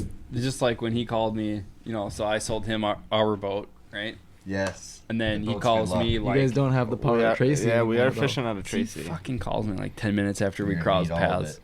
Dude, you gotta come take a picture of this giant. It's definitely bigger than any fish Oh, I've ever yeah. caught. I was like, I told you that boat has big fish juju. So many big fish have been caught out of that boat. Manny. Dude, 8-pounder in Minnesota. 8-pounder. 8-1, 8 7 and 3/4. 7 Came 1/4. out of that boat. Yeah. And mine was a 7 1/4. Yeah. Largy. Wow. Like, Jut, Eight- 7 8-pounder pound in smallmouth. Minnesota? yeah. That boat's caught a lot of that. Wasn't boat's your caught a lot of 7-pound smallmouth caught out of it too? On Sturgeon Bay. Yeah. Yeah. I've caught 2 6s out of it this year. Dane could have Yeah. caught an 8 or 9 if he wasn't fucking Bitch doubled ass. over. I know, that's what we heard. Dude, I was so sick. My neck was so swollen I couldn't even turn my head. I was sunburnt. I was just like, bro, I need steroids or something. I'm dying over here. I can't move. I'm just like, Okay, but I want to hear the fish story about that you're about to tell. I want to hear that from Hayden. I want to hear Which one? the 7 1/4 you caught. Oh, yeah. Yeah, on Like, Venus Yeah. or Jupiter. that real clear body of water. Yeah. Yeah. that Deep real- and clear. Anyway, no, fucking yeah, that dirty grease hole. Fuck, tell us about it. So, I was flipping along a bank, and it was like the most textbook little chunk of grass that kind of stuck out a little bit further from the rest of the, drop off where the grass ended. And around the very center of it, there's this hole, like, I don't know, size of a basketball probably. I just flipped my Texas rig in there, and I mean, it was like just, the most textbook thing ever. Bait hits the bottom, boom, set the hook, and this fish comes out. And I mean, it's been a long time since I've caught like a big largemouth, Mm-hmm. So I'm thinking it's like some kind of rough fish. Like, I just think it has to be, right? Like, it just comes thrashing out of the water and on the surface. Like, I'm thinking drum or just, I don't know what. I'm not expecting it to actually be 7 1/4 pound largemouth, Get it to close to the boat. I mean, it was a relatively quick fight, and just, I just reach over and just lip it. I was like, Bassmaster Elite style. Like, I'm the fucking man. yeah, right. Yeah. Like, normally, like, I got the net pretty accessible usually. Like, it's not hard to get out if I needed it. And, like, Yeah. normally if I would have had the time, I would have grabbed the net. But it was just right there. So I just scooped it, lipped it. Yeah. And I get in the boat. I'm laying on the ground. And I'm like, oh, my God. Those fish are built so thick. They're just giant. And I don't think I weighed it until I was actually just talking to Johnston right before that. And he bailed. And I tried calling him like 3 times. Cause I'm like, he can't be that far away. I need someone to come take a picture. He's usually good about answering right. the boat too. Like, I need someone to take a picture of this fish. He's long gone. But then I'm like, well, I just saw Dane ripping down a lake, so. And I can only call so many people that I actually trust. You know what I mean? So I give. No, he Dane waypointed it. I mean. Oh yeah. Well, you guys where you got started, right? I went back 45 minutes later. It's got to be another one. Right. So yeah, gave him a call. He comes over, and I don't know if you expected it to be as big as it was. No. So No. I don't think I told you how big it was, and then he gets there and he opened up the live well. Yeah, and I've seen big fish in that live well before, and I looked down and went, oh my God. Right. Triton live wells aren't small. No. It couldn't. I don't think there was a point where it could actually stay straight. No. It was kind of tail was constantly. Did you measure it? What'd that one measure? 22, I think. It was 22 even, if I remember correctly. It was grotesque. Yes. It was huge. It was a bug-eyed. Very bug-eyed. Yeah. I mean, it was eyes on top of its head. Yeah. Like, Big fucking Was there a eyes, lot of but fish nice in that fucking area? Fish. Oh, yeah. Mm-hmm. That stretch of bank had a lot of fish. Was that fish with other fish? I didn't have a bite for that. Was the fish that like confirmed my pattern. So I had bites doing other like something similar to that, and then it was like there was a certain type of grass that we got around, and then I got that bite. I'm like, okay, well this is like King Kong right here. So if there's anything to confirm your bite, Yeah. like I for the rest of this is the second day out of 3 days of practice, and around noon probably. So like the next day and a half, I just fished with a cut hook. Yep. So I'm like, I don't need to hook anything else now. That's where we landed one of our like 4.25 pounders when we pulled up onto a stretch, and I said, we're looking for this stuff right here, and you're like, rah, rah, rah, rah. And then remember it was like my first I flip. didn't like that grass sucked. I know there's a certain type of grass that was like you would be like, this stuff really, but that was the stuff they were in. Weird. In Made no practice. sense to me. Yeah, A lot of stuff changed on tournament it was day. cloudy tournament day. Yeah, That was a fun tournament. It was cloudy. it was. Big Still change. fun. They don't get in the grass. I don't think as much fun. They were, but they were not as Sunny big, in and there wasn't practice. as It was many. hot and sunny in practice. That one tree that Teal mentioned in the last podcast where we roll up to it. Was it where we ran into you guys near the end of the day? No. Okay, we No, saw far. you guys right near the end of Maybe. the day. Far, but- I don't far, remember. farther Yeah, towards no, the I landing. feel like it was there. Towards the landing. Keep going. Just down. Over the river and through the woods. Yeah. Oh yeah. Sure. Our boat was in the tree. And we hooked and caught 4 or 5 or 3 and 3/4. They were cookie cutter 3 3/4. Like they all weighed the 7, same. 8, like, 3, 7, 8, so fun. 3, 7, 8. And like they're all fucking We needed almost like 4 pounds. we thought we needed 4.5 or 5 or something. yeah, which we ended up getting 8th place. half of our goal that tournament. You guys still did really well. But that Anyway, tree, the yeah. boat was in the damn tree. That's There were so many fish in the size of this not table. a small boat to be fitting inside the tree. Either. It was wild. It was bananas. It's just like It was there's not fun. another one. Flip it in there. Thunk. Oh wait. Oh my Isn't it God. crazy when you get on bites like that Put where a you're dollar like, in, I win a car. I put a dollar in, I win another like car. surely there's not another one in there. Yeah. Just keep getting bit. That's Yeah. Those are when you get little pieces of structure like that. That's Yeah. really special. Yeah. For sure. Especially cool on a tournament day. Yeah. But you needed them to be a little bigger. God, if only they could happen on Tonka again.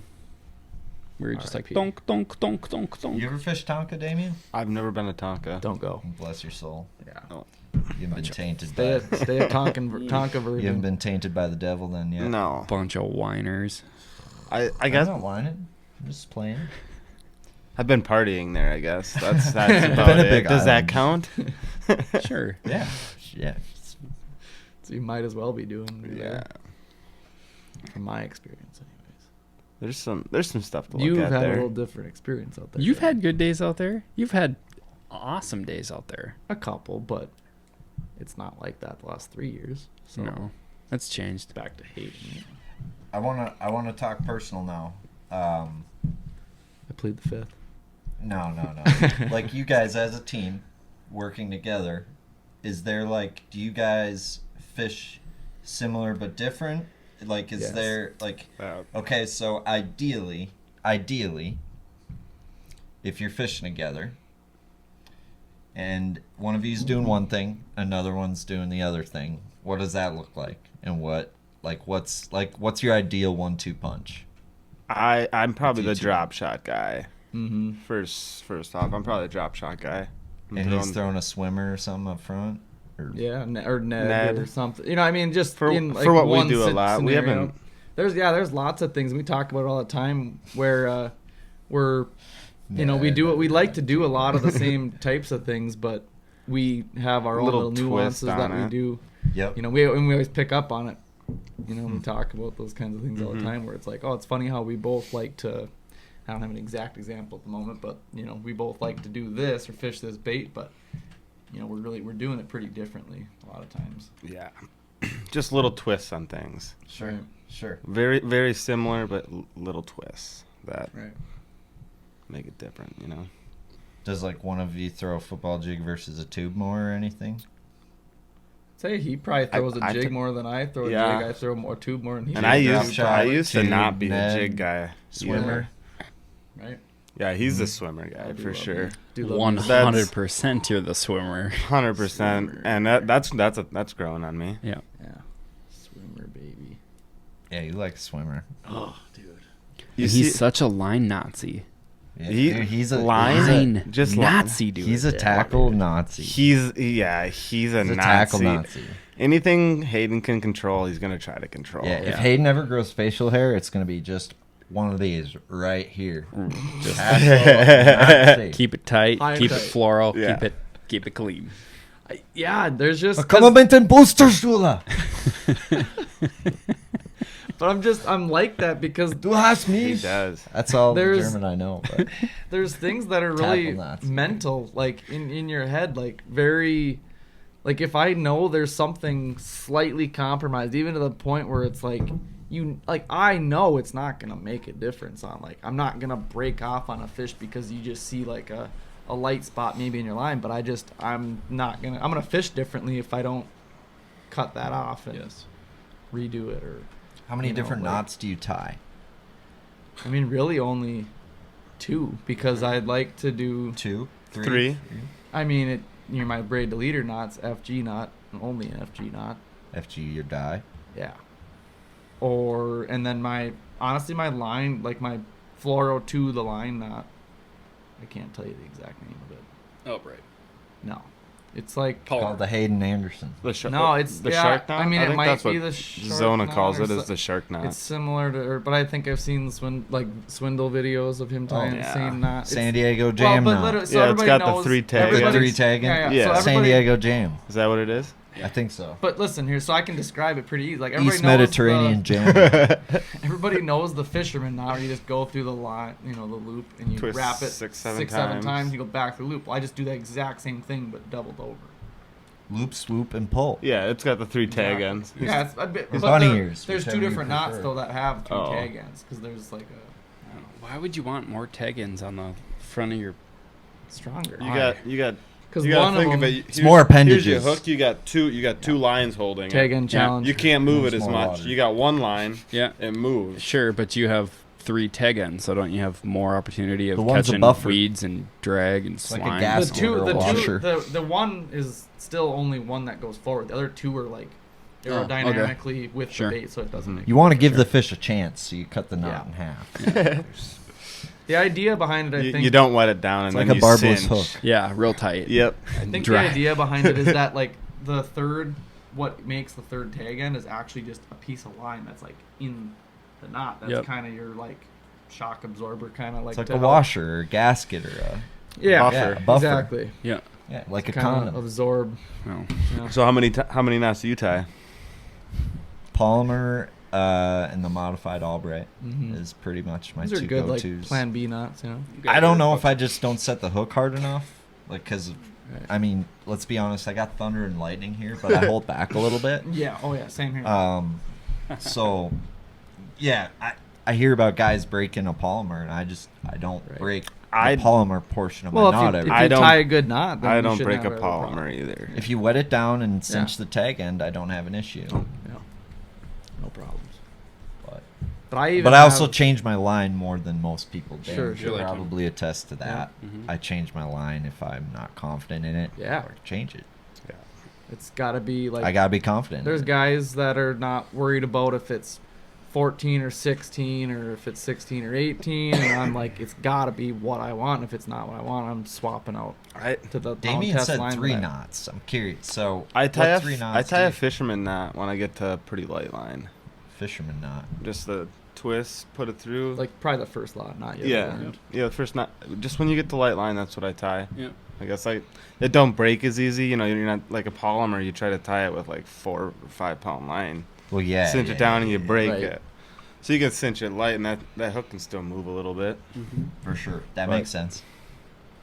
So, are you like a Nazi about how many reps you do? Like, I you're try to like do 6. 6. Yeah, I don't know. So 7. 6 is a good number.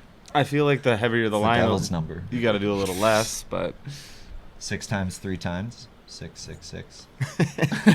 Damien. Yeah. Oh, it's crazy. Brought a demon into my It's house. crazy. you fucking-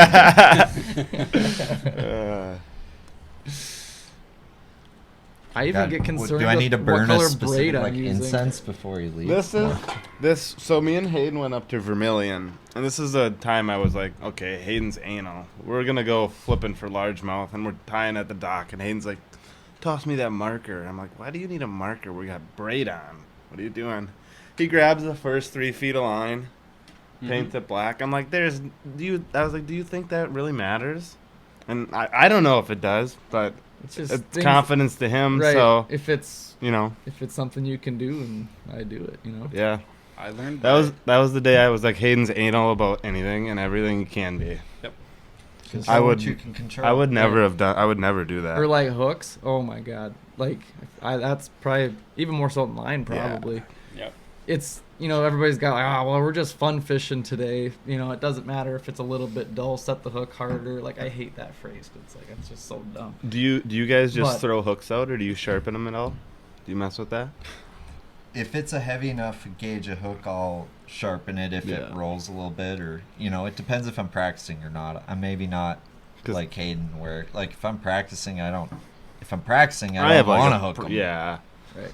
If I am hooked up in practice, I still got like a shitty But, like, box. I Odds use are, like full. if we're fun fishing, like I almost take that more serious than a tournament sometimes because we're fishing. Trying to- Some of the places we go, we're fishing around potential 7 pounds. Yeah. Like I want my sharpest hook when I'm fun fishing. So Dane has a lot more confidence.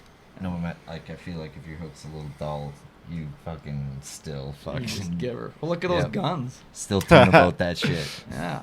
Yeah, I'm not. Look at those hay bale throwers he's Big got. tuna. on. I'm not a real Nazi when it comes to any of that stuff. No, he's Like, pretty, that line's been on there since like 2016. It's not a September of last year. It'll be fine. It's been hot. It's been cold. It's been to South Carolina. It's been back. It's been good. It's yeah, man. I can tie a knot with it. It's cured. And you're like, bro, check your fucking hooks. If you need hooks, I got them. I'm like, no, bro, it's good. Duh, I lost them. Yeah, it's because your fucking hooks are dull. I Or wasn't how gonna about- say it. They were, but I mean, There's Rick- one smallmouth. He'll never let me fucking Big forget Sandy, it. dude. We Big Sandy. You don't get a lot of bites on Big No, Sandy. sir. Yeah, we would have made top 3 that year. Factory No, pop sir. our hooks, Dane. Come on, We- Matt I will keep Robertson. saying Come it. on. It was brand new out of the Factory package. It's like, Rebel fucking pop our hooks. That fish was buried, dude. I buried it into him too. I was like, "Grrrr." Like, oh, he's got it. All rod loaded up on him, all the way to the boat, and then he just turned the right way and just bloop. I'm like, yep, well, that happens, dude. That happens. Mm-hmm. That's what happens, dude. But that whole day kind of started kind of goofy because I was standing next to Teal, and he's casting my hair rod, and he's like, God dang, dude. He's like, if I could just get it. He's like, okay, you stand here, and I'm gonna just stay over here. And he's sending this fucking thing. He's like, God damn. He's like, oh, there's right here. There was people. I was catching them on this break, and then all of a sudden, he sends it again, and I just hear, and I went, Back of the head. We're all fucking stuck that hair jig through my hat to the back of my skull. Oh, you got hooked. It's bad. He's deal. like, I gotta stay as far away from this spot as possible, and I could just set it out there with that Hayden got freaking hair rod. And I took it wasn't quite that intense.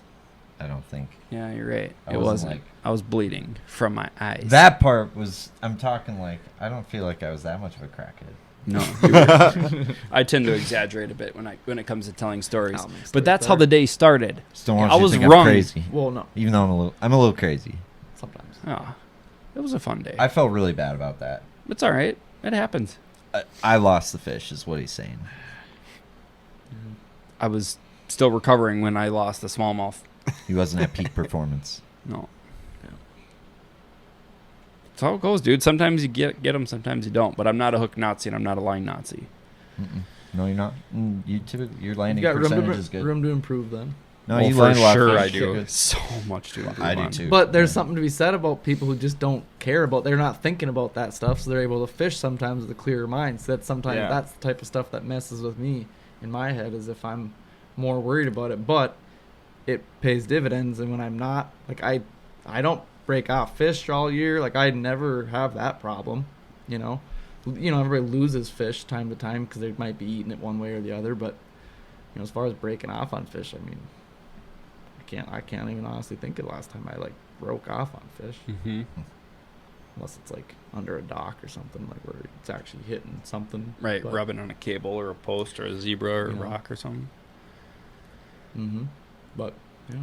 I've been doing a lot of thinking in terms of all this information that's shared and time on the water and what you can teach people and all this stuff. So I'm going to just throw this out there, okay? I was talking with Figgy the other day, and I was like, Bud, how do you feel about the culture of bass fishermen in Minnesota and how people share information or how kids are coming up in the sport and what we can teach them? And, like, what are we missing? Because we have a group of anglers, that are really close. Let's say, for example, our group of close friends, right? Mm-hmm. But we don't live next to each other. We're just distant, neighbors, kind of, right? You're up in northern Wisconsin. We're in the cities. You're in St. Cloud. I'm south of here. But people probably perceive it as we're this, like, really, really tight-knit group of, like, 10 guys that exchange information, okay? And from an outside looking in, it's kind of intimidating, but it's not like it's that way. We're just really close, and we like to BS and share things that we learn. Mm-hmm. So my question to you guys is, what does the culture of Minnesota tournament bass angling need to grow the next generation of responsible, respectful, disciplined, like the longevity of the sport type of an angler? Like, what do we need to do to ensure that happens, and how can we share information to build a platform like Scott Bonema does and earn that respect? What are we missing, or are we doing it? World population control. Birth control in the water. Because so when you got into tournament There's fishing, too many people on this planet. dude, it's intimidating. I can remember tournament fishing being kind of intimidating, and you didn't feel like you could talk fishing with people. You could absorb information and kind of eavesdrop and listen to what people were saying, but they didn't have podcasts. They had a little bit of YouTube, but what do we need to do to, like, build that culture up? So as Build it far up. as information goes, there's never been more of it. Correct? So Oh yeah. we don't need. Touch your hands. There's not like a need for more fishing intel, Media, yeah. so to speak. Right.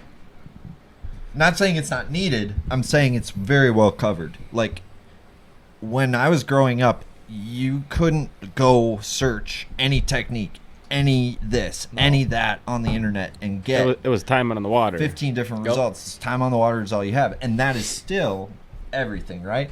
But the culture aspect of it, to me, is the lakes are only getting more crowded.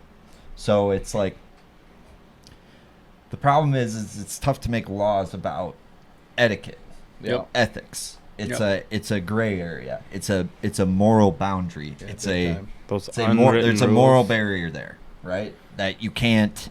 There's no rule of law, but it's like the The unwritten rules. gentleman's stuff.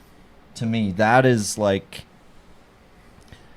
you don't have enough teachers for all of the people coming in, which is why YouTube has come in to be so popular, right? Influential, yeah. So when you don't have enough teachers for all the students, so to speak, figuratively,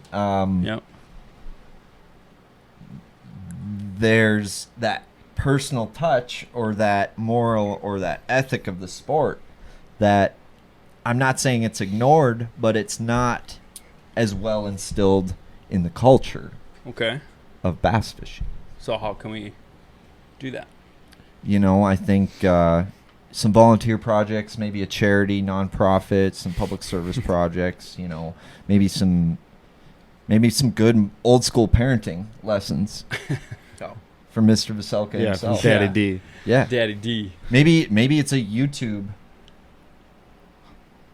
culture crash course hosted by 75 hard Andy Daddy Frisella. D. Vocelka. Shout out to Andy Frisella. Daddy D. Vocelka.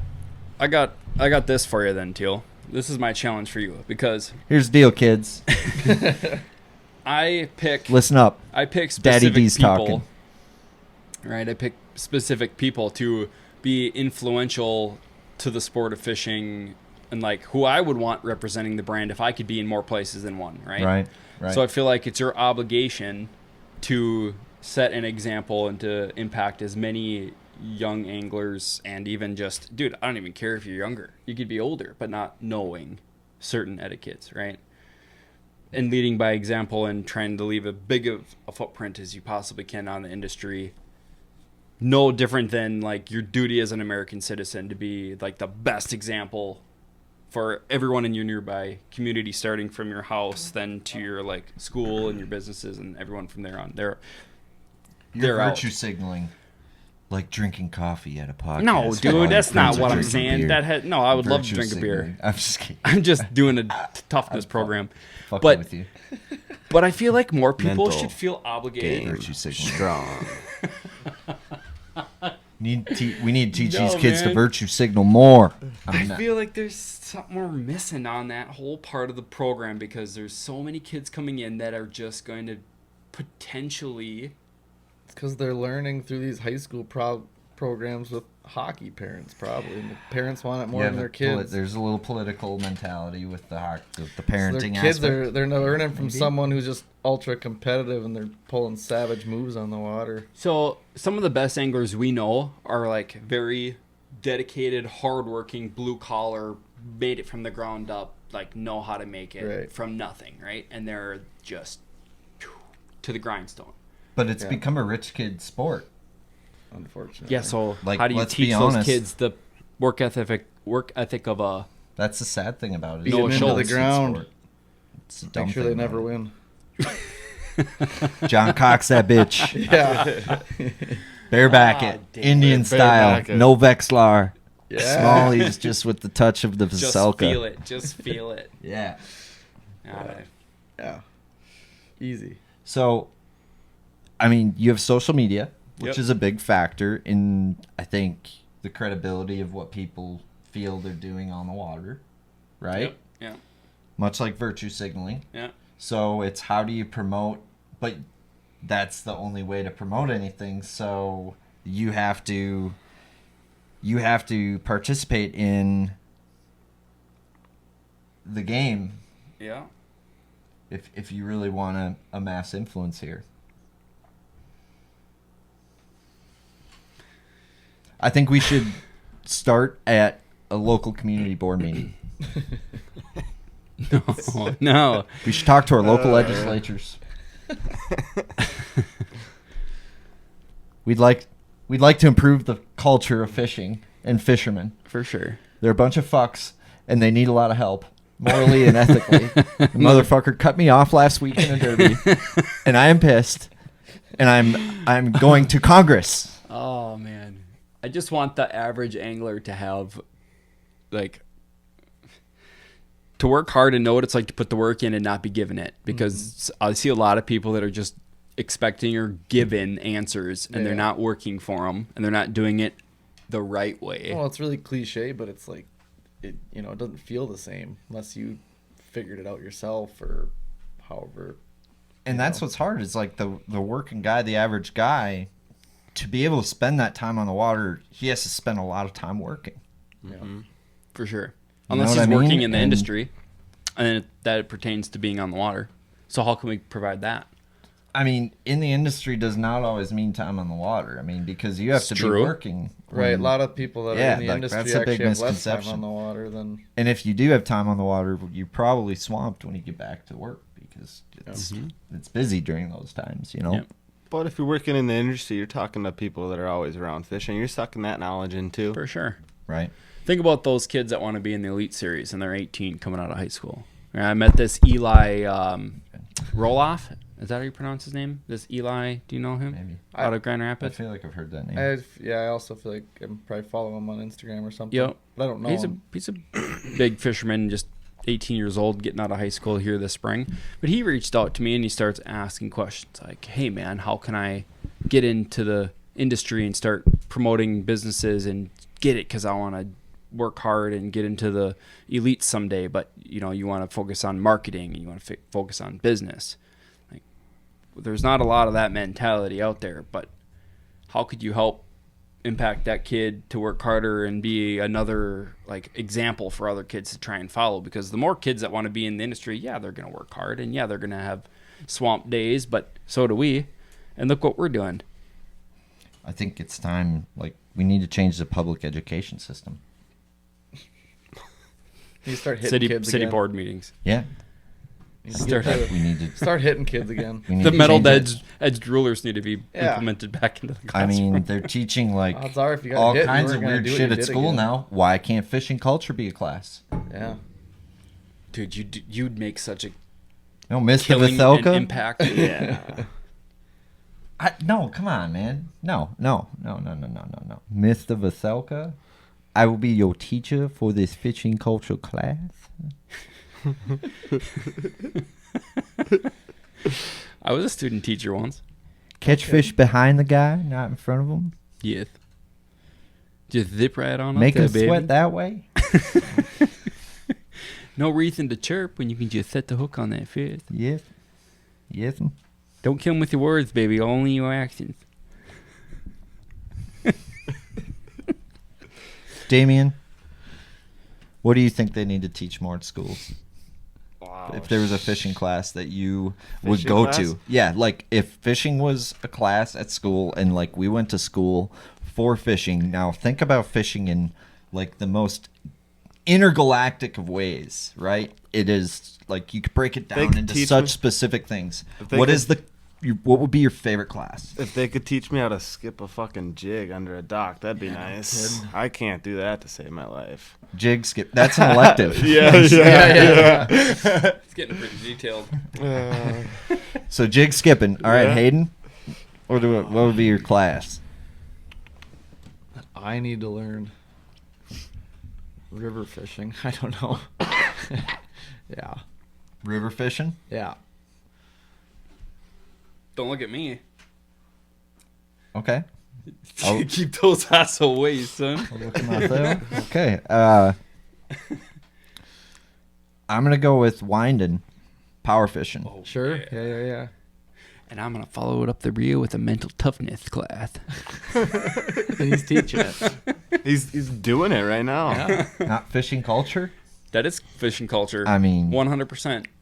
Yeah. Mental there's, game. We're gonna- there's not a sport We're both you lose gonna at need a more fishing than culture fishing. class when we cut you off at the knees this year. That's Cutthroat. It is cutthroat. I'm excited to compete. It's fun. Yeah. It's my first year fishing in Minnesota, so Oh yeah, dude. it'll be fun. It's a grind. I'll be super open minded, which that'll great. be nice Right. compared to Hayden. Be He's fresh. got some time on some of these Little bit. lakes. Yeah. A couple new ones though for me, like Yeah, what's the schedule Lahamadu? again? river pools 5A, 6, and 7, I believe. Lacrosse, right? Lacrosse is Winona, 7, right? Winona. Well, it's baseball's out of the Winona, yeah. Six, which is a And 7. Lahamadu. Lahamadu's the second one. Yep. Then it's Leech at middle end of July, and then it's Pokegama. Pokegama. Poke. Poke. Oh yeah, that's kind of cool. That's a fun spot, huh? I love that week. That'll be a good one. And then, dude, the TOC's on some lake out in Battle area. Yeah, out by Yeah, Dead. Detroit Lakes or Oh, something. yeah. We like that area. Dead. Yeah, that's a fun area. Yeah. And the championships, 25 boats? Top 25, yeah. Yeah, something like that. We increased the boat field a little bit, so splitting that field in half might be just a little different. 80 both? And it's a 2-day tournament, not a 1-day tournament, boys and girls. That's cool. I'm Go with surprised the you guys 2 didn't. days. I like that. I'm surprised you guys didn't have a 2-day before that for as many boats as you had. 2 days are fun. You gotta plan a little more. 2 days on Waconia. Oh, can you imagine? Ken Kniffs get off the M&M Slim Shady LP. Yep. Slop. Gross. Yeah. That's the sound the hair jig makes coming through the water. Yeah. Fucking yeah. He looks like Jim Carrey in Dumb and Dumber when he's doing that. When he sees Harry with his girl. The goddamn pen is blue. Yeah, man. It's gonna be a fun season, fun year. It is. I mean, how fun is it just getting everybody together when we, Boys back Camaraderie. together. you take one Yeah. night a little easy and you just kind of not so worried about the tournament at hand and everybody's hanging out at an Airbnb that should only have 5 people in it, but there's 13. Try not to give in to peer pressure from Chapman. Exactly. How's Chappie doing? Didn't you guys go over to his house last Friday or something? It's good. Yeah. No. Yeah. How's Chappie Yep. doing? I was Playing invited, volleyball? but I just am 3 hours He was away, in so Hawaii and now he's in Cancun. Yeah. and- Jesus. Yeah. guy doesn't work. So does balls back on. Attention all smallmouth anglers. Have you thrown the marabou jig? Have you thrown the hair jig? Well, if you have, you're going to want to listen right now. This podcast is brought to you by Vocelka Fishing and Customs, a custom rod shop based out of Minnesota, and he has developed the answer, folks. What if I told you you could throw that marabou jig 30 to 50% further than you're casting it right now? Well, Dane, Mr. Vocelka himself, has developed the answer. It's a custom 8-foot hair jig rod developed on a steelhead fly blank. He's put custom fly guides on this, so you're really going to be able to outcast the competition, catch more smallmouth. They aren't going to see you. What more do you need?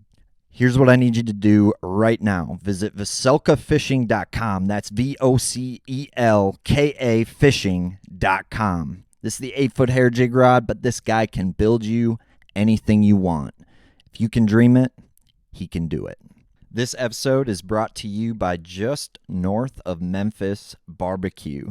This is World Champion Barbecue.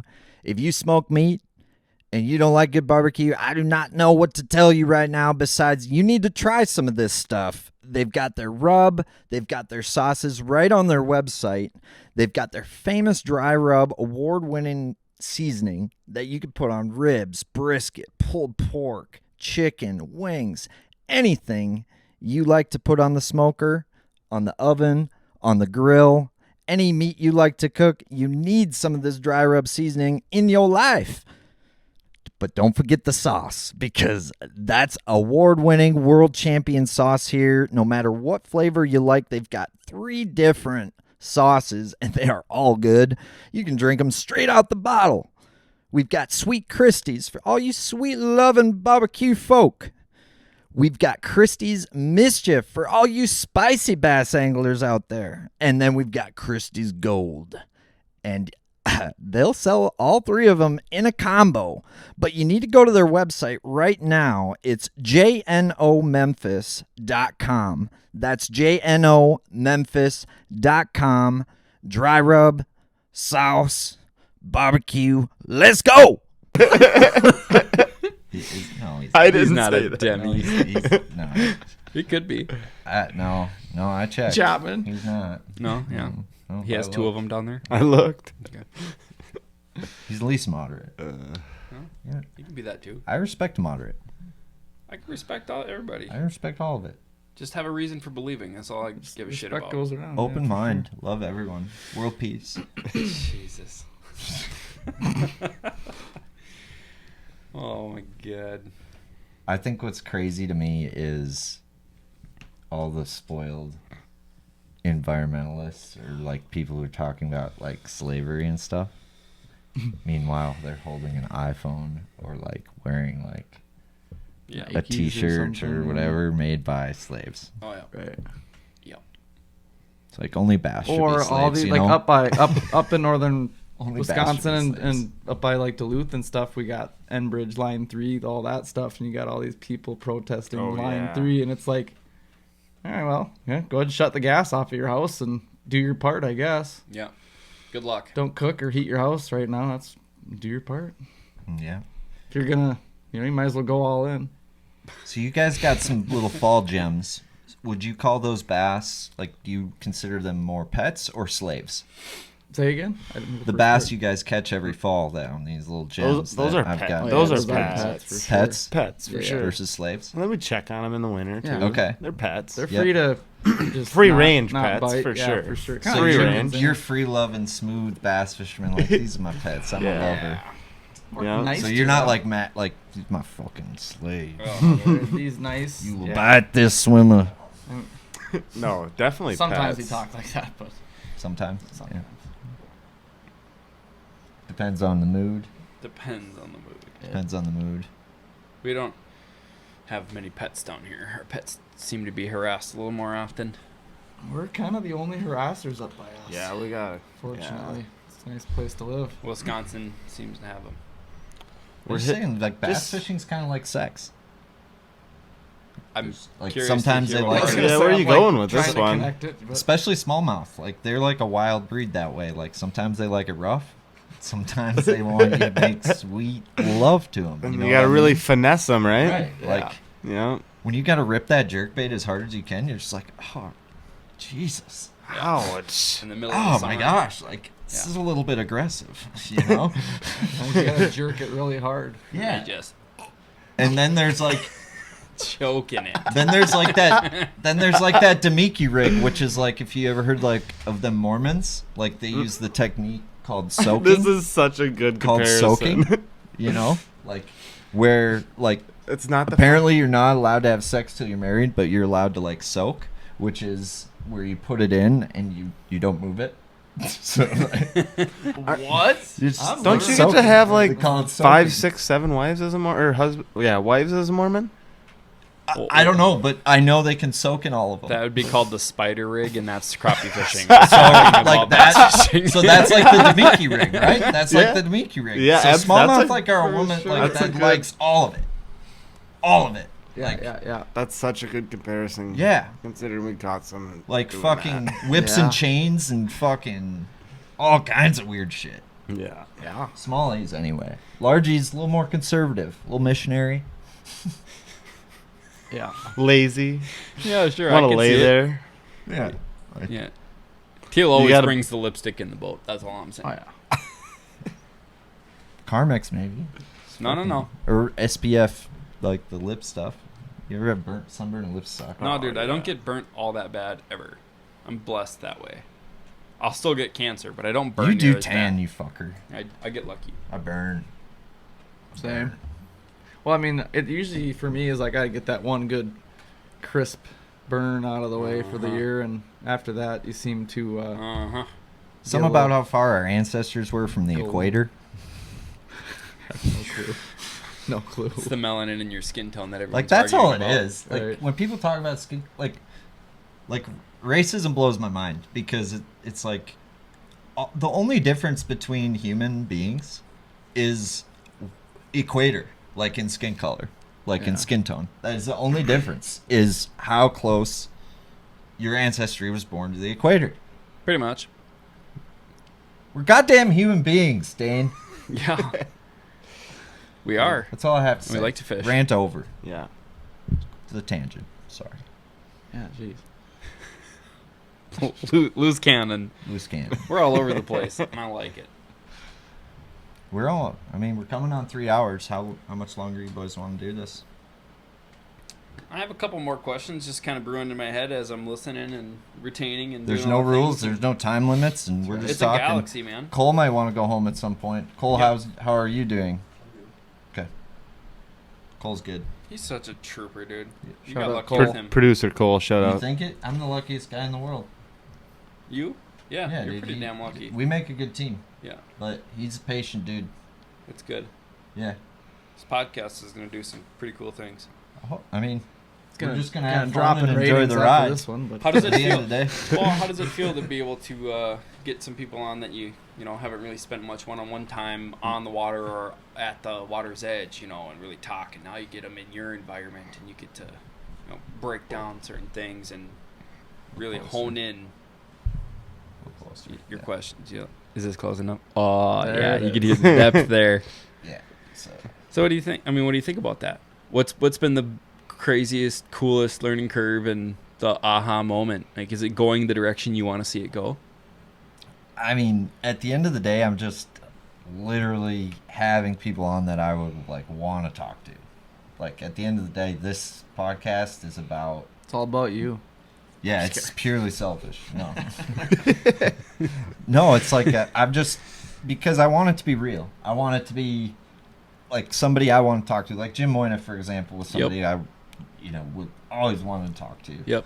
Every guest I've had on, and to have the bros here, that's like the extra cool. special. Yeah, that like, X cherry factor. on top. So Yeah. thank you guys, and honestly, just learning and Shit, yeah. but just having fun. Like that's what it's about. Real and, talk. Yeah. Just, So I don't fucking hype. I don't want to like hype fad or try to like go viral. I just be real. want to talk to the boys. What are your thoughts about like bringing the podcast to the trail and talking when you're in a cabin with a group of people, or after a tournament, or during a tournament, or doing like little shorts for 20 minutes? You think about taking it that way too? For sure. Okay. I need to figure out the recording aspect on my computer. Okay. Because I think it'd be wrong to ask Cole to like Do the traveling all and that, etc. yeah. Yeah. You ever think about Right. like taking, for example, Unless you and wanna do Damien? that, this would be fun. Get all Crazy with it. drink a bunch of sodas.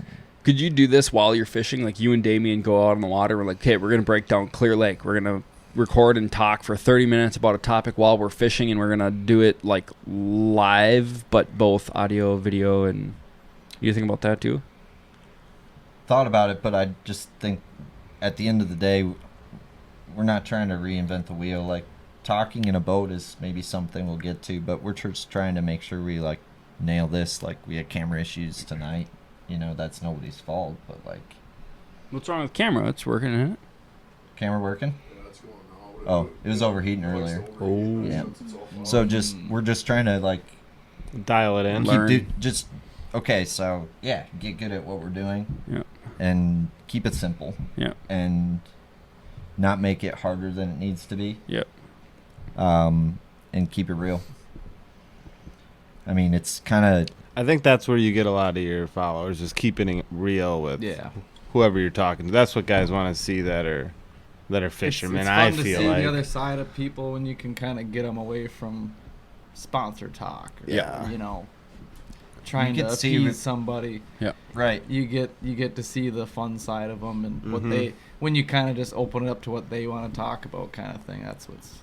That's what I've always enjoyed about listening to your podcasts. Appreciate Yeah. that. And yeah, that's kind of what it's about. Yeah. Kind of what it's about. I feel like it's heading in a great direction, Teal. Any other questions, Dad? Yeah, I feel like I don't know Damien that well. I do and I don't. Yeah.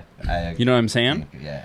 Like I'm I'm just the blessed. new guy on the block. I'm just blessed with your presence for like a quick, 2-hour podcast talk, and you guys are like, "Oh, dude, I ripped a smallmouth on the ice today. Where the fuck were you?" 2 hours. We're going on 3 hours. So you're from Wisconsin. You're smashing bass. You're jumping Yep. in the team trail.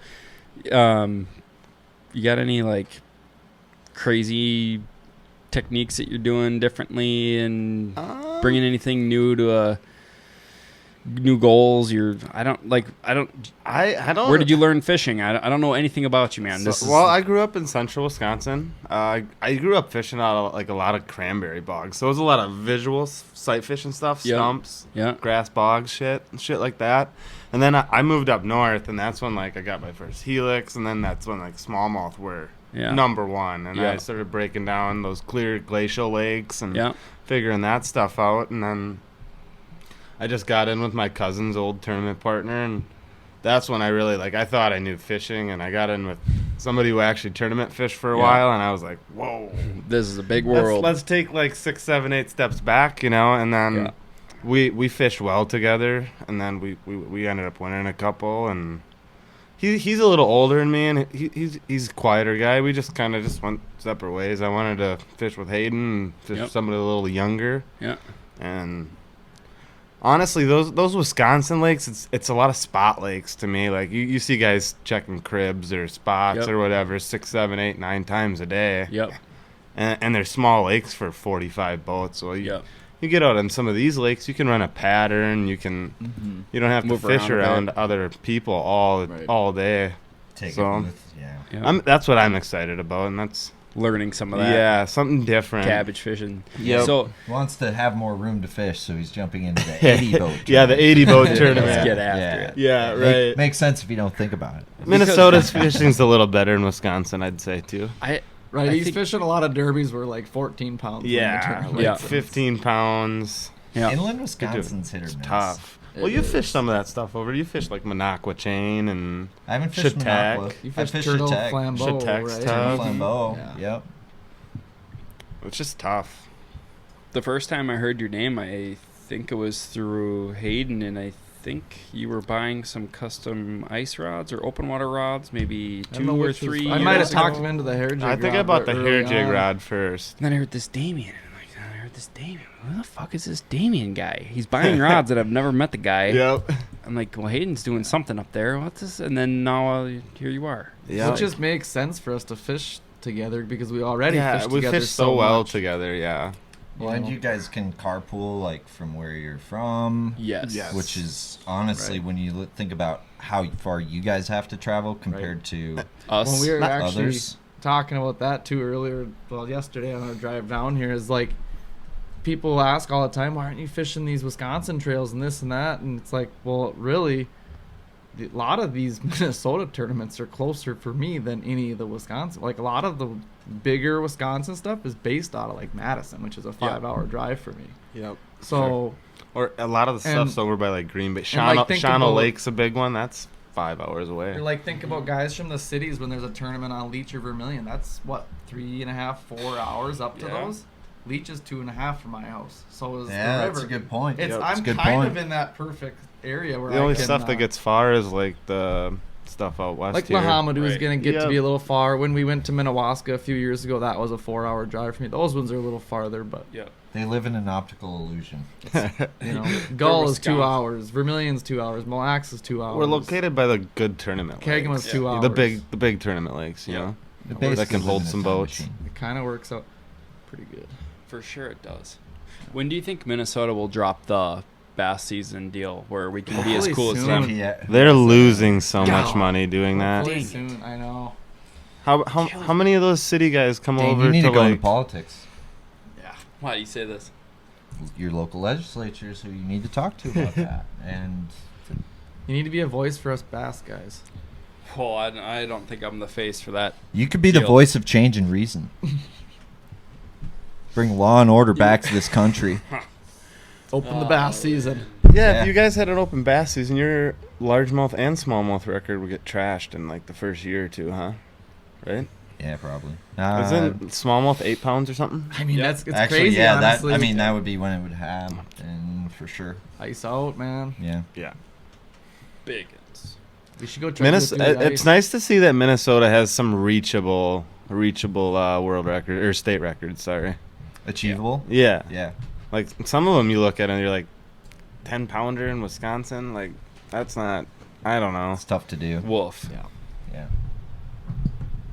Soon enough, boys. Soon enough. Yeah. We'll be able to change that Yeah. so we can all enjoy the sport of fishing just a tad bit longer. Even though people like You guys- people like us probably don't put our boats away. I mean, my boat's still ready to rock and roll. Go down to St. Paul and fish the river. It's the dream to have a heated shop. Walleye guys. Walleye, guys. Get out. Whatever, dude. Remember when you and I drove down to Lake Pepin and we went fishing for smallmouth the first day open water went through there and we stayed at that hotel? Mm-hmm. Remember that? Yeah. Yeah. I would do the river thing with my old man when I was younger, and I would tie a drop shot with like a 4-inch lead. Yep. And just same thing. It just sits there, and then it's just sitting right in that walleye's face, and it pops over that rock. Dunk. It's just bass fishing aspect of it. Instead of throwing a jig and a minnow, throw a drop shot in a little plastic. Do you drop shot that Z tube like Hayden does, or do you drop shot something a little different? You already let that out of the bag. I actually do. I do a little different plastic than Hayden does there sometimes, but I still do that quite a bit. I got a little. It's like If they're listening this long, I mean, come on. Yeah. We'll give him a nugget. I'm kidding though.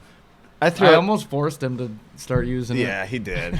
It was kind of It like catches them. Well, at first, when I did start using that, they were choking it, and like I was hooking them way too deep, and I was like, they're eating it too good, Hayden. Yeah. What am I doing here? You killed the population. You haven't caught them on it since? No, I still use it, but I used a different plastic too for that as well. A little sneaky one. Oh, a little sneaky. Yeah. Okay. So many people fish the drop shot differently, man. That's There's a lot of ways to skin Yeah. the cat. So many ways. A lot of you ways got to skin that the pink cat. worm, that Cifuentes. Jose Cifuentes. Wait. That pink worm. it's Joey. Joey. Joey Cifuentes. Jose. It sounds like it should be Jose. Jose Yeah. Cifuentes. The third. Do you think we'll see fish get so accustomed to the drop shot that it'll come to something else? Like it'll just fall off the map for a few years? Yeah, it'll become like the. Or do you think it'll always be there with forward facing? I think it'll always. Drop shot's a staple, dude. Yeah. It's always going to be there. I think. I have something I want to You touch on. think that bass are going to stop eating a drop shot? Like, okay. That'd I'll be take like the over. Right. Yeah, I mean, it's like saying they're not going to eat a wacky Senko. Right. Right. And well, I mean, it's like there's things that maybe it'll have a few years on certain lakes where it doesn't produce as well, but everything seems to cycle back around. What's the first lure invented? A jig? Maybe? For bass fishing? They're still eating a jig. Right. Thing's Yeah, it's been just how you around. fish it. Thing's on its 50th anniversary. The skirted one. Right. Already. Probably. It's been around Yeah. forever. Yeah. I feel like. You just got to start throwing it without a trailer now. Leonard though. Skinner was throwing the jig, bro. Oh, yeah. Led Zeppelin was throwing the jig. Now you're talking. Fleetwood Mac was flipping a jig. Petty was flipping a jig, bro. And they were crushing it. Choking it. Gagging. Gagging it. You're using them steel rods with the round reels. Little 5-footers. Fuck it. It'll Pistol grip. Underhand granny shot in the jig, dude. It's like Newman using the pool cue with a jerkbait. Oh, yeah.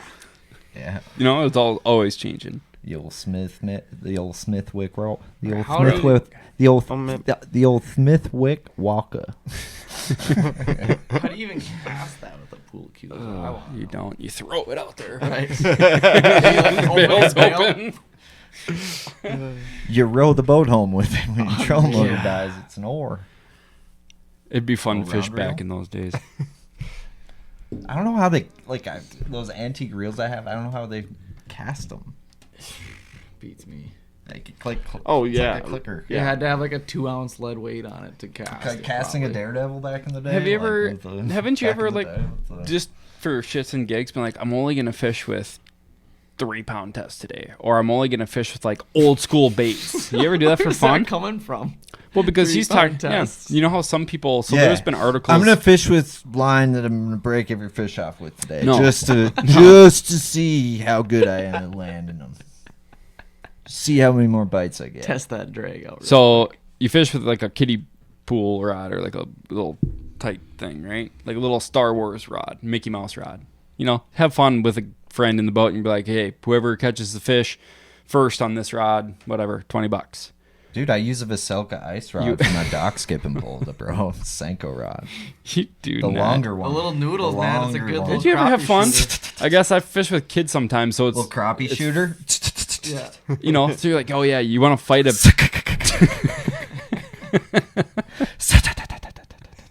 Ting! Missed. again. Karen running out to her dock. Oh yeah, that's when Karen comes down. Yep. Every time, every You year. can't fish here. Stay off my dock. Karen, I missed one time. Not a big Karen guy. No. Nobody likes a Karen. I hate We got yelled at confrontation on the top of water. that time. Dude, We I've fucking been yelled back. at. The Island Lake one you got. The Island Lake one. So the Island Lake one. Oh, yeah. Duluth? The Yes. Island Lake Where's in this Duluth. dock? I fish there every year. On the far west side, Uh-huh. in south of where it opens up into that far bay, and then there's a rock point with 2 big green canopies, and the houses are up on a bluff, and they have big patios that overlook their docks. It's a buoy point, but south of where the biggest boulders are sticking out of the water, it's the next one south, that far southwest corner. It's like you go through that narrow part and you come back down. Down left, and it's all the way in the back far southwest corner. Latitude 49.963. North. Like, I feel like that's very close. North 097. Maybe like 046 or 047 Yeah. or something. Yeah. Right between those. Yeah. Okay. They were not happy with me. Not whatsoever. Happy. Not happy. No. And I took a roommate out fishing a little tournament out there, and I went to go fish this dock, and I was throwing these square bills just above the weeds and in and around the dock. You know, they chew on some moving hard plastic, right? Those fish are fun.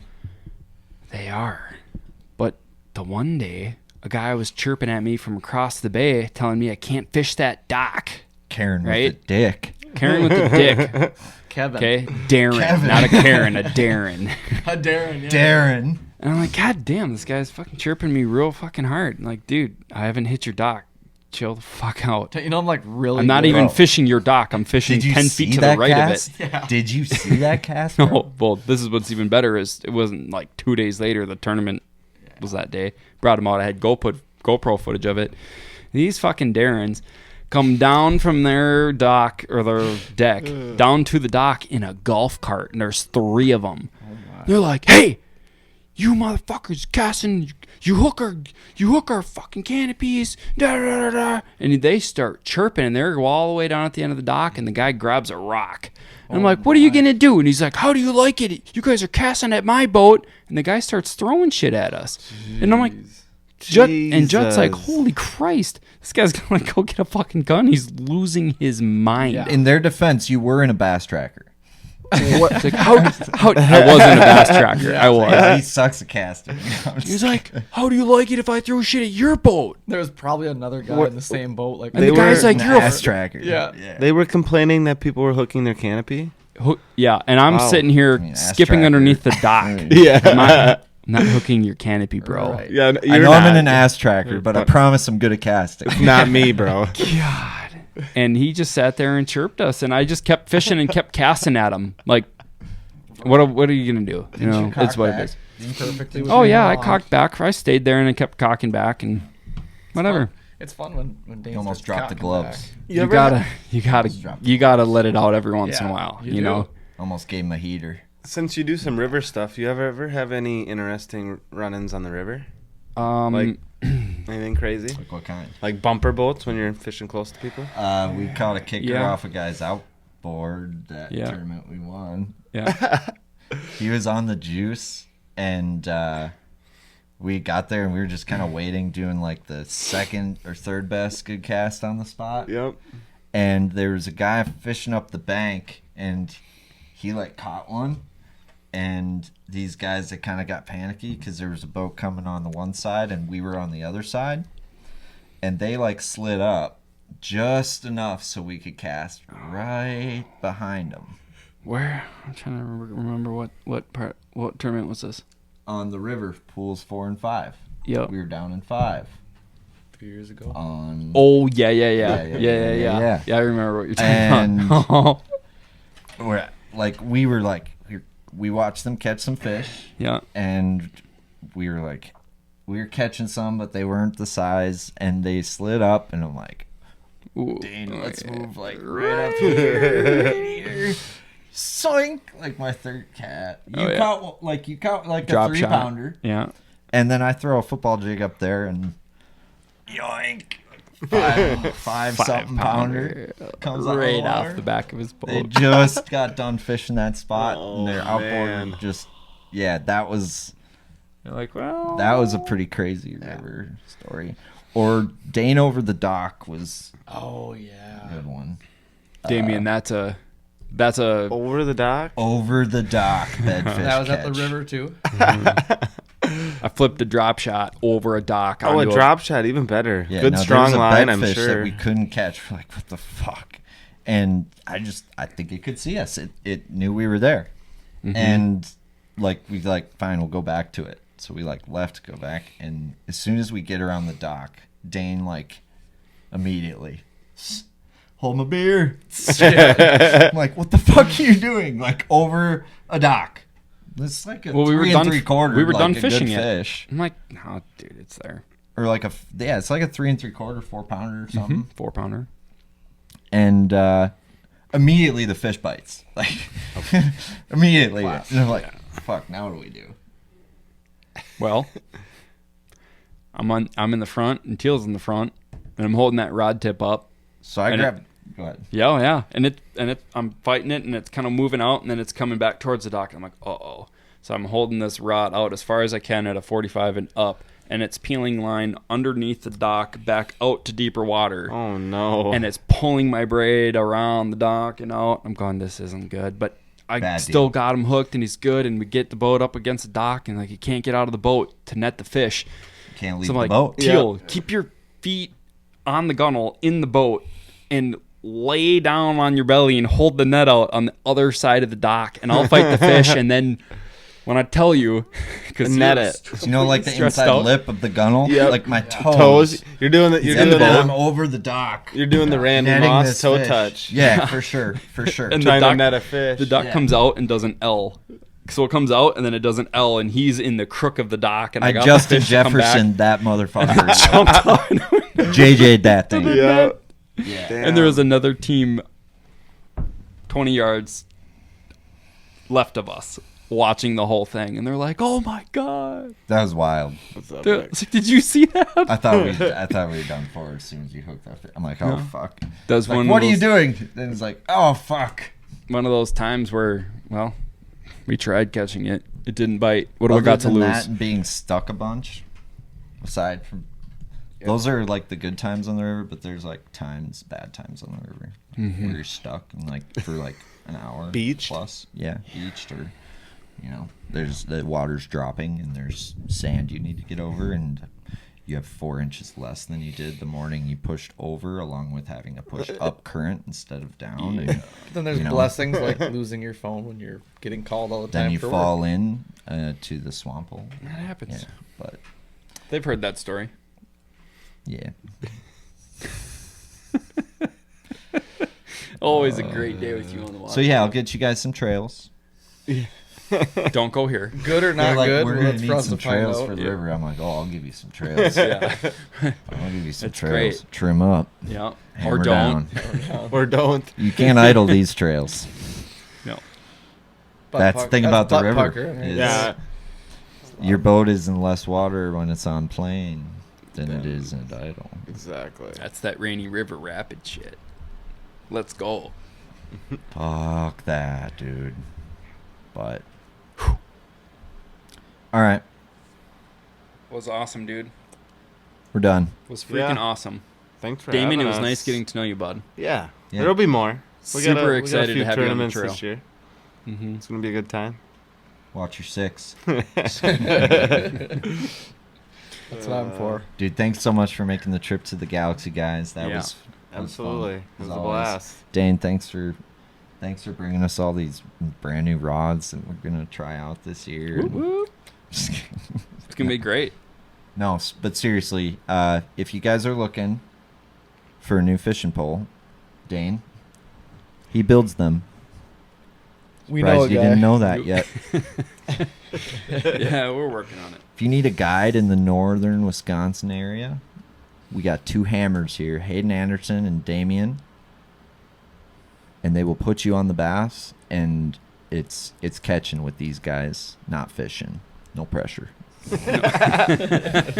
They don't miss, or your money back. Cut. All right, we're gonna move on to our Dear Karen segment, but Teal's Bass Galaxy boys, thank you.